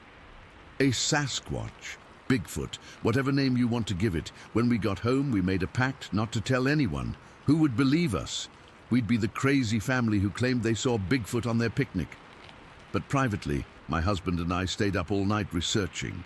We found other accounts, similar descriptions from all over the country. The height, the hair, the face, the smell. It all matched. That was 26 years ago, and I've never gone back to Shenandoah. My husband tried to convince me it was a bear walking upright, or some kind of wilderness hermit, but I know what I saw. Those eyes weren't animal eyes, and they definitely weren't human either. The worst part isn't even the memory of the creature itself. It's the knowledge that it's out there, that it's real, and that everything I thought I understood about our world is incomplete. Sometimes, when I'm alone in the house and it's quiet, I swear I can still smell that musky, earthy odor, and when I'm in the yard at dusk and the birds suddenly go silent, my heart races and I have to go inside. My older daughter, now in her 30s, still sleeps with her bedroom window closed and locked, even in summer. My younger one refuses to go camping or hiking to this day. Some scars aren't visible. I've never told this story publicly before. Part of me still worries about being ridiculed, but mostly I worry about something else. What if it remembers us the way we remember it? What if by sharing this, somehow it knows? I can't shake the feeling that those intelligent eyes recognized us as individuals, not just as generic humans who wandered into its territory. The forest went silent that day for a reason. Nature was warning us. And sometimes I still feel like something's watching me from just beyond the tree line, waiting. I don't know what it wanted or why it chose to reveal itself to us. But I do know this. There are things in this world that remain hidden for a reason, and maybe they should stay that way. Story 16. I've always loved the outdoors. Growing up in the Pacific Northwest meant I was surrounded by forests, mountains, and wildlife. My dad taught me how to fish when I was 5, how to start a campfire when I was 7, and by the time I turned 13, I thought I knew everything there was to know about camping. But there was one camping trip that changed everything. It's been over 15 years, and I still get goosebumps thinking about it. It was late summer, just before school started back up. My dad invited me to join him and 3 of his buddies on a weekend camping trip. Dad was this massive guy, 6'3", 250 pounds of pure muscle and outdoorsman experience. He could track deer for miles, start a fire in the rain, and haul a 70-pound pack without breaking a sweat. I always felt safe when I was with him in the woods, until that weekend. We drove about 3 hours from our house, turning onto increasingly narrow forest roads until we reached the very end of Forest Route 383. The road literally just stopped, and there was this small clearing surrounded by dense woods on all sides. Perfect spot to set up camp, or so we thought. While Dad and his friends unloaded the truck and set up the tents, I wandered around the edge of the clearing, picking up sticks and throwing them at trees like I was some kind of ninja warrior. Dad called out to stay within shouting distance, and I waved back without really paying attention. I was 13, I was invincible, right? I found this perfect stick, about 3 feet long, straight as an arrow, and just the right weight to swing around like a sword. With my new weapon in hand, I started venturing a bit deeper into the woods east of our campsite. The trees got thicker, blocking out more and more sunlight. I wasn't scared, though. I was having fun, whacking bushes and pretending to fight off imaginary enemies. I don't know how long I was walking. Maybe 30 minutes. I wasn't keeping track of time, and this was before everyone had cell phones glued to their hands. What I do remember is noticing the light was starting to fade. Not sunset yet, but that golden hour kind of light that tells you the day is winding down. That's when I first noticed the smell. It hit me like a wall, this thick, awful stench that made my nose wrinkle up and my eyes water. It was like a giant pig had been rolling around in filth and then died in the sun for a week, a mixture of wet fur, rotting meat, and something musky I couldn't even identify. I'd smelled dead animals in the woods before. That's just part of nature. But this was different. More, I don't know, concentrated and fresh, like whatever was making that smell was nearby. I turned around, suddenly realizing I'd gone farther than I meant to. The clearing wasn't visible anymore, just trees in every direction. I wasn't exactly lost. I knew the general direction back. But that smell made me want to get back to camp fast. That's when I heard it.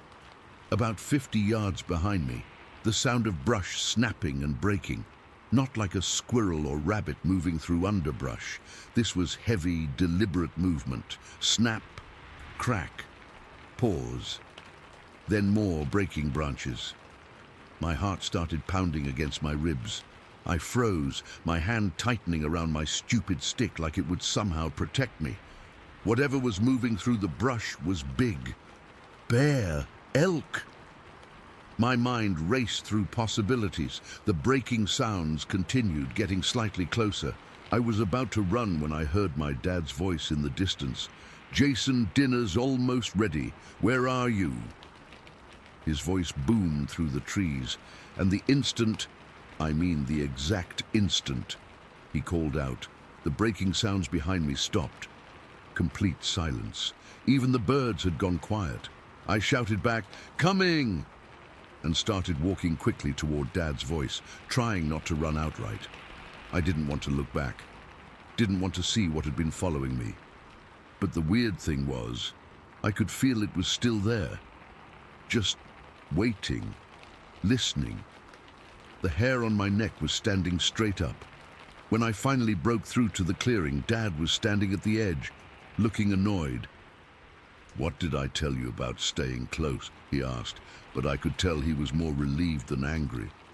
"Sorry," I mumbled, glancing back at the darkening woods. "I think there might be something back there. I heard noises." Dad followed my gaze. "What kind of noises?" "Breaking branches, big ones, and there's this really bad smell. One of Dad's friends, Mike, overheard us. Probably just a black bear. They're curious but usually keep their distance if they hear humans." Dad nodded, but I noticed his eyes lingering on the tree line longer than normal.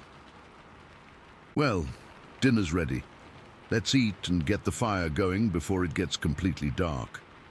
I didn't mention the sounds or the smell again during dinner.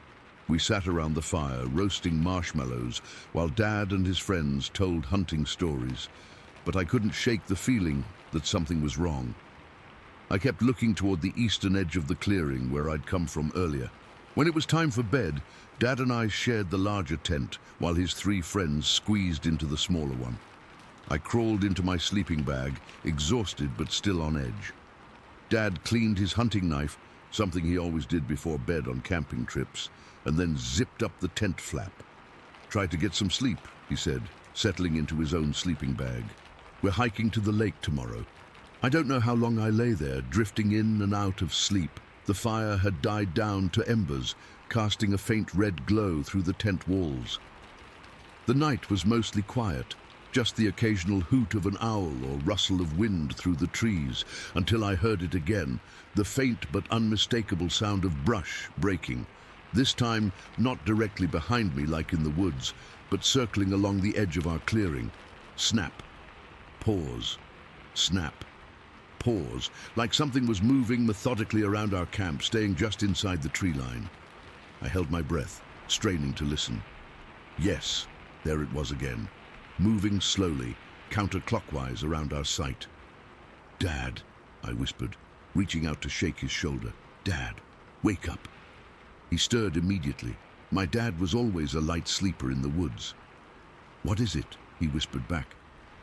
"Listen," I said. "Something's out there." We both went silent. The breaking sounds continued, now coming from the north side of the clearing. Snap, crack, pause, snap. Dad sat up slowly, reaching for the flashlight. He also grabbed something else, his handgun that he always brought camping but kept hidden from me. I'd seen it before, but he didn't know that I knew about it. "Stay here," he said, unzipping the tent as quietly as possible. "Don't make a sound." I nodded, my mouth dry with fear. Dad stepped outside and I peeked through the tent flap. The moon was bright enough that I could see him standing there, gun held low against his leg, listening. The sounds had stopped. "Who's there?" Dad called out, his voice firm and commanding. "Silence. This is private property. Identify yourself." He tried again, though we both knew it was public forest land. More silence. Then, from the eastern edge, exactly where I'd been earlier, the breaking sounds resumed. Louder now. Deliberate. Dad raised his gun. "I'm armed. Show yourself now." The response was immediate. Something crashed through the brush, not moving toward us, but parallel to the clearing's edge. The sound was deafening compared to the earlier movement. Branches snapping, undergrowth being trampled. It sounded like something massive was thrashing through the woods. Then just as suddenly it stopped again. By now, Dad's friends had emerged from their tent, one of them holding a hatchet, another with a heavy flashlight. "What the hell was that?" Mike asked, his voice a harsh whisper. Dad shook his head. "I don't know. But it's big." We all stood there listening. The woods had gone completely silent again. No owls, no wind, nothing. "Should we fire a warning shot?" one of Dad's friends suggested. "No," Dad said firmly. "Let's not provoke whatever it is. Get back in your tents. We'll deal with this in the morning." No one slept much after that. I lay in my sleeping bag, eyes wide open, listening for any sound outside. Dad sat up all night, his back against the tent pole, gun in his lap. I could tell by his breathing that he never dozed off. The rest of the night passed without incident. No more breaking branches. No more movement around the camp. But the silence felt artificial, like something was still out there watching and waiting. When the first light of dawn filtered through the tent walls, I finally fell into a restless sleep. I woke up to Dad shaking me gently. "Get up, Jason. We're packing up." "We're leaving?" I asked, rubbing my eyes. "What about hiking to the lake?" Dad's face was grim. Change of plans. As I crawled out of the tent, I saw Mike and the others standing around a tree at the edge of our camp looking up. "What's going on?" I asked, walking over to join them. Then I saw it. The night before, we had hung our food bag from a branch about 7 feet off the ground. Standard procedure to keep bears from getting it. The branch was thick, maybe 6 inches in diameter, but now the branch was snapped clean off about a foot from the trunk, and our food bag was gone. "Could a bear have done that?" I asked, my voice shaking slightly. Mike shook his head. "I've never seen a bear snap a branch that thick. They'd climb the tree or shake it maybe, but snap it clean like that? No way." Dad was examining the break in the branch. This wasn't an accident. This branch was broken deliberately.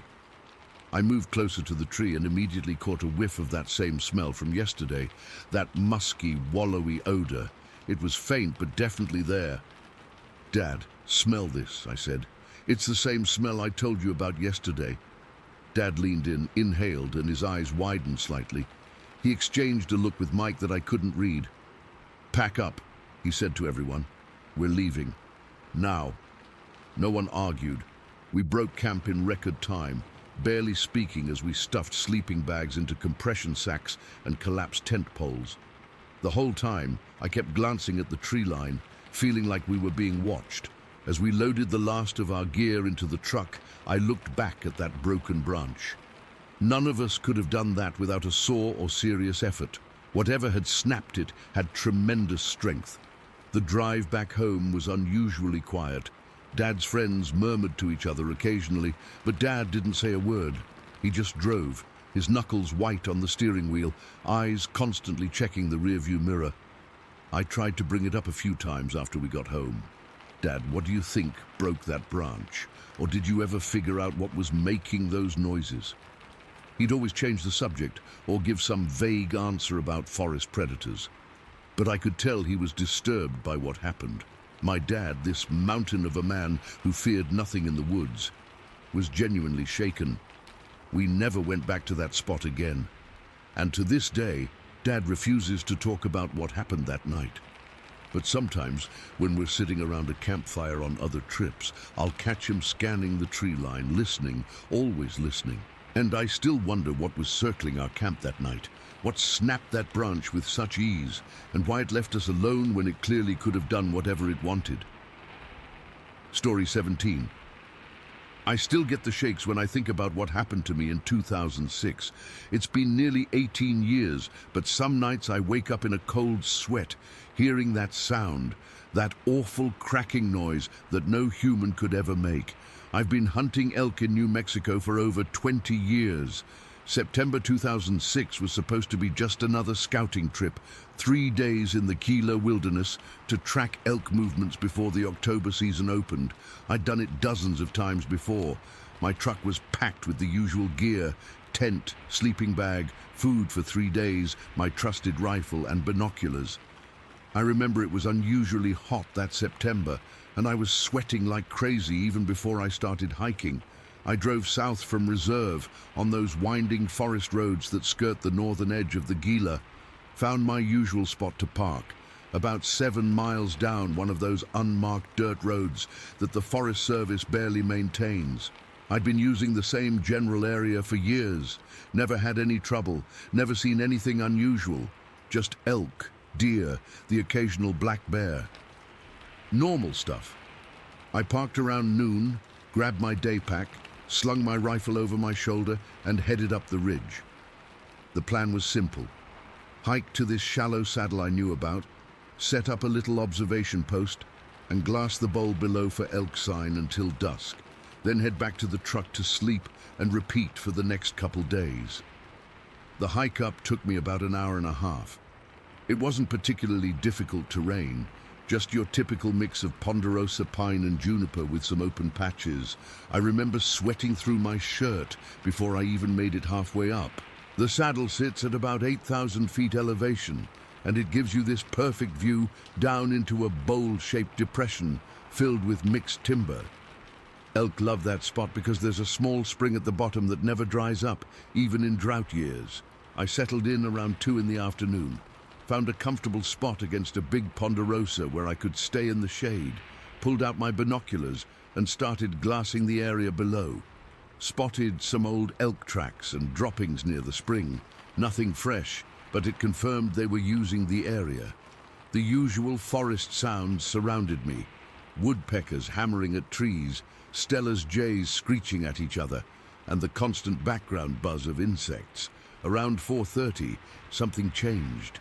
The change was so sudden, it made the hair on my arms stand up. The forest went completely, utterly silent, not gradually quiet, silent, like someone had hit a mute button on the entire wilderness. The woodpecker stopped mid-tap. The jays shut up. Even the insects went quiet. In all my years outdoors, I'd never experienced anything like it. My first thought was mountain lion. They can sometimes cause that reaction in the forest, but this was different, more absolute. Even with a predator, you still get some alarm calls. This was nothing, just dead silence and a feeling of pressure in the air, like right before a massive thunderstorm. Then I heard it. Crack! A sharp splitting sound that echoed through the bowl. It wasn't a gunshot. It was wood breaking, but not like a dead branch falling. This was a living tree being broken. Then another crack, followed by this deeper tearing sound, like roots being pulled from the ground. Every instinct told me to get the hell out of there, but curiosity got the better of me. I grabbed my rifle, checked that it was loaded, and slowly crept toward the noise. I moved as quietly as I could, staying low and using the trees for cover. The sounds continued, more cracking, more tearing, punctuated by these low, rumbling noises I couldn't identify. I made my way about 100 yards down the slope, then stopped behind a thick cluster of junipers. The sounds were close now, just on the other side of the trees. I took a deep breath, trying to calm my racing heart, and slowly peered around. What I saw froze me in place. I've been replaying it in my mind for 18 years, and I still struggle to fully process it. Standing in a small clearing was something, not a bear, not an elk, not anything I recognized from my decades in the wilderness. It was enormous, towering at least 8.5 feet tall, maybe more. Its proportions were all wrong for a human. The chest and shoulders were impossibly broad, tapering to a narrower waist. The arms hung longer than they should, with massive hands that looked capable of crushing stone. Its entire body was covered in dark brown hair, not fur like a bear, but hair, thick and coarse. In the late afternoon sun, I could see reddish highlights where the light hit it. Some parts of the hair, especially around the shoulders and back, had burrs and bits of vegetation stuck in it. It wasn't matted exactly, but it wasn't clean either. As I watched, it grabbed a young juniper tree, about 4 inches in diameter, with one hand and simply snapped it. The sound was that wet crack I'd been hearing, like breaking a green branch, but amplified tenfold. The tree broke about halfway up, and the creature just tossed the top part aside like it was nothing. Then it moved to another small tree, grabbed it at the base, and tore it completely out of the ground, roots and all. The ripping sound of roots breaking free from the soil made my stomach turn. I couldn't move, couldn't breathe. My rifle, a .30-06 that I'd always considered powerful, suddenly felt like a toy in my hands.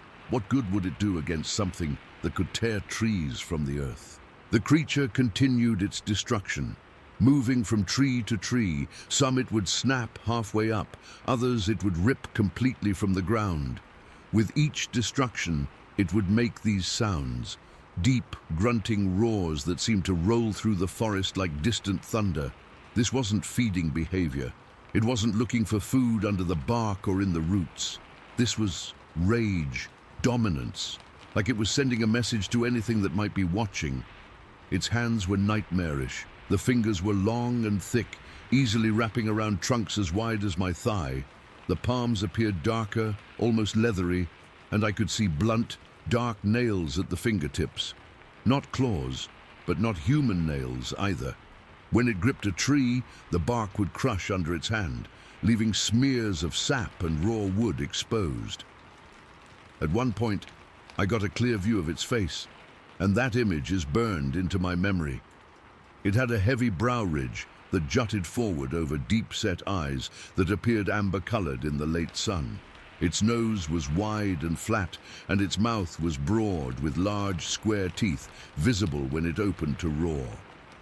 The expression was unmistakable, anger, pure, primal anger. I stayed crouched behind those junipers, barely breathing, for what felt like hours, but was probably only 15 minutes. My legs cramped from holding the position, but I didn't dare move. My heart was pounding so hard, I was certain the creature would hear it. Then it did something that still gives me nightmares. It tore a tree out of the ground, a pine sapling maybe 6 feet tall, raised it above its head, and then brought it down across its thigh, snapping it like I would break a pencil. Then it hurled the pieces downhill with such force that they crashed through the understory like missiles. And then it turned, directly toward me. Its eyes locked onto my hiding spot with a focus that left no doubt. It knew exactly where I was. It gave a short grunt, different from the roars it had been making, then slapped a nearby tree with an open palm. The impact was so powerful that pieces of bark went flying. It took 3 steps in my direction. I've never felt terror like that moment. My brain was screaming at me to run, but my body wouldn't respond. My finger was on the trigger of my rifle, but I knew shooting would be a fatal mistake. The creature stopped. It let out another long, rumbling growl that seemed to vibrate through the ground beneath me. Then, in a motion that seemed almost contemptuous, it turned and strode back into the deeper timber, its massive form disappearing among the trees with surprising speed for something so large. I didn't move for at least an hour. I stayed frozen in place until the shadows grew long and dusk began to settle over the forest. Only when I could barely see my hand in front of me, my face, did I finally start to creep back up toward the saddle and then down to my truck. The walk back was the longest of my life. Every snapping twig made me jump. Every shadow seemed to hold those amber eyes. I kept my rifle ready, safety off, though I doubted it would save me if that thing decided to come back. I reached my truck just as true darkness fell. My hands were shaking so badly, I dropped my keys twice before managing to unlock the door. I climbed in, locked the doors, and just sat there, trembling until well past midnight. I couldn't bring myself to start the engine and drive out in the dark. What if it heard me? What if it was waiting on the road? When dawn finally came, I started the truck and drove out, not stopping until I reached the main highway. I never returned to that spot. I've hunted other areas of the Gila since then, always with partners, never alone, and never without that nagging fear at the back of my mind. I've read about Bigfoot sightings over the years, watched those TV shows where they go looking for evidence. Most of it seems like entertainment to me, but what I saw that day wasn't entertainment. It wasn't a man in a suit. It wasn't a bear on its hind legs. To this day, I can still hear those trees breaking. I can still see those unblinking, angry eyes looking directly at me, and I still wonder, did it let me go? Or was it just warning me to never come back? Story 18. I never thought I'd be writing this down, but it's been nearly a year, and I still can't make sense of what happened last October. I've told my son we shouldn't talk about it anymore. People in town already think we're crazy, but I need to get this off my chest because it's eating me alive. It was early October 1976, unusually cold for that time of year in Cascade County. We'd had our place near Vaughan for almost 15 years by then. Nothing extraordinary ever happened here, just the usual troubles of maintaining a small farm with some sheep and chickens. That's why what happened that day was so impossible. The morning started like any other. I got up at 5:30, made coffee, and headed out to feed the animals while my son was still asleep. He had just turned 16 and was in that phase where teenagers need all the sleep they can get. I remember the frost on the ground, how the air smelled crisp and clean. I noticed something was wrong as soon as I approached the sheep pen. The gate was wide open, and my heart dropped thinking we'd lost our entire flock. But when I rushed over, all the sheep were huddled in the corner, scared but accounted for. That's when the questions started. How did the gate get open? It had a pin and chain system that couldn't just blow open in the wind. Someone, or something, had deliberately opened it. The sheep weren't injured, just spooked. I closed the gate and secured it, telling myself it must have been my own mistake from the evening before. Maybe I'd been careless. But I know I wasn't. I never am with the animals. After finishing the morning chores, I went back inside to wake my son for breakfast. When I told him about the gate, he suggested we look around for tracks. He's always been the curious type, always reading those detective books. I humored him, Thinking we'd find nothing, I was wrong. Near the sheep pen, pressed into the soft earth, were the most disturbing footprints I've ever seen. They were huge. I measured them at 18 inches long using a ruler from the house. At first, I thought they might be from boots, but no boot makes a print like that. They were barefoot impressions, shaped vaguely like a human foot, but wider and with only 4 toes. 4 distinct, large toes pressing deep into the soil. "Dad, what animal has feet like this?" my son asked, and I had no answer. Nothing native to Montana, that's for sure. We followed the tracks around the side of the barn, where they disappeared on the harder ground. That's when I noticed the grain storage bin wasn't closed properly. When I checked inside, a significant amount was missing, maybe 20 pounds. Now, mice and rats sometimes get into the grain, but never this much. Something large had helped itself.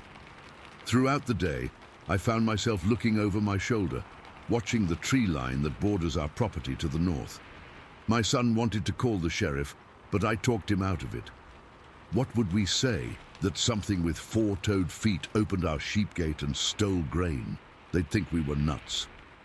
As evening approached, we went through the usual routine of securing everything for the night. I double-checked every latch, every door. I even brought our dog Rex inside, instead of letting him sleep in his usual spot by the barn. He's a good German shepherd, loyal and alert. If anything came around, he'd let us know. Around 9:30, I was in the living room reading the newspaper while my son was in his room doing homework. Rex had been restless all evening, pacing and whining at the windows. I attributed it to being kept inside, but then his behavior changed. He froze by the kitchen window, his hackles raised, and let out a bark I'd never heard before. Not his warning for strangers, or his alert for deer or coyotes. This was different. A deep, terrified sound that made the hair on my arms stand up. I grabbed the flashlight and my shotgun from the closet. "Stay inside," I told my son, who had come out of his room at the commotion. "Keep Rex with you." "Dad, don't go out there alone," he argued, but I was already heading out the back door. In retrospect, he was right. I should never have gone out alone. The night was clear and cold, with a 3/4 moon providing decent visibility. The chicken coop is about 40 yards from the house, and as I approached, I could hear rustling sounds coming from inside. My first thought was a coyote, or maybe a bear, though we rarely get bears this close to the farm. I swept the flashlight beam across the coop, and that's when I saw it. Standing at least 8 feet tall, with long arms that nearly reached its knees, was a creature I cannot properly describe. It was hunched over the side of the coop where the feed is stored, and when my light hit it, it slowly straightened up and turned toward me. Its body was covered in tan-colored hair or fur, not shaggy like a bear, but more uniform, like a short coat. The face. God help me, the face was the worst part. It wasn't fully animal, but it wasn't human either. The eyes caught the flashlight and reflected yellow, like a coyote's would, but they were set in a face with a pronounced brow and a flattened nose. For what felt like an eternity, but was probably only seconds, we stared at each other. My shotgun hung uselessly at my side. I was too shocked to even raise it. The creature made no sound, just watched me with those reflective eyes, seemingly as surprised as I was. Then the moment broke. It moved. And when I say moved, I mean it went from standing still to full sprint in an instant. For something so large, it moved with impossible speed, covering ground in loping strides that ate up the distance between the coop and the tree line. I stood frozen, watching it disappear into the darkness, my flashlight beam shaking wildly as my hands trembled. I don't know how long I stood there before I heard my son calling from the porch. His voice snapped me back to reality, and I ran to the house, practically falling through the door as I locked it behind me. "What was it? What did you see?" my son kept asking, but I couldn't find the words. Rex was going crazy, barking at the windows, desperate to get outside now. "Get away from the windows," was all I could say at first. I checked every lock in the house twice, then drew all the curtains.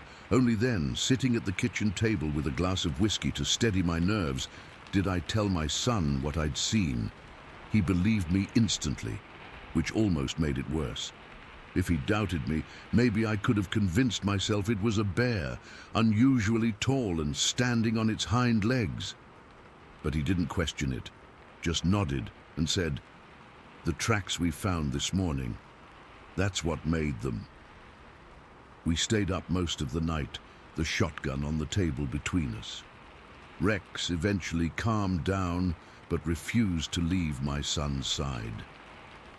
Around dawn, when the sky was just beginning to lighten, we finally felt safe enough to check on the animals. The sheep were unharmed but agitated. The chickens were another story. 3 were missing, and there was no sign of struggle, no feathers, no blood, just gone. The side of the coop where I'd seen the creature had been pulled apart, the wire mesh peeled back with strength no normal animal could possess. We found more of those distinctive 4-toed prints, clear as day in the soft earth around the coop. They led back toward the trees, confirming what I'd seen wasn't a hallucination. In the days that followed, we reinforced every enclosure on the property. I installed floodlights covering the yard, the barn, and the pens. My son wanted to set up cameras, but this was 1976. We didn't have the kind of technology people have today. The best we could do was stay vigilant. For weeks afterward, I barely slept. Every night I'd wake to the slightest sound, grabbing the shotgun and checking the windows. Rex became our early warning system, sleeping in the hallway where he could hear in all directions. But the creature never returned. At least not that we caught. We never reported what happened. Who would believe us? Even now, writing this feels like admitting to madness. But I know what I saw.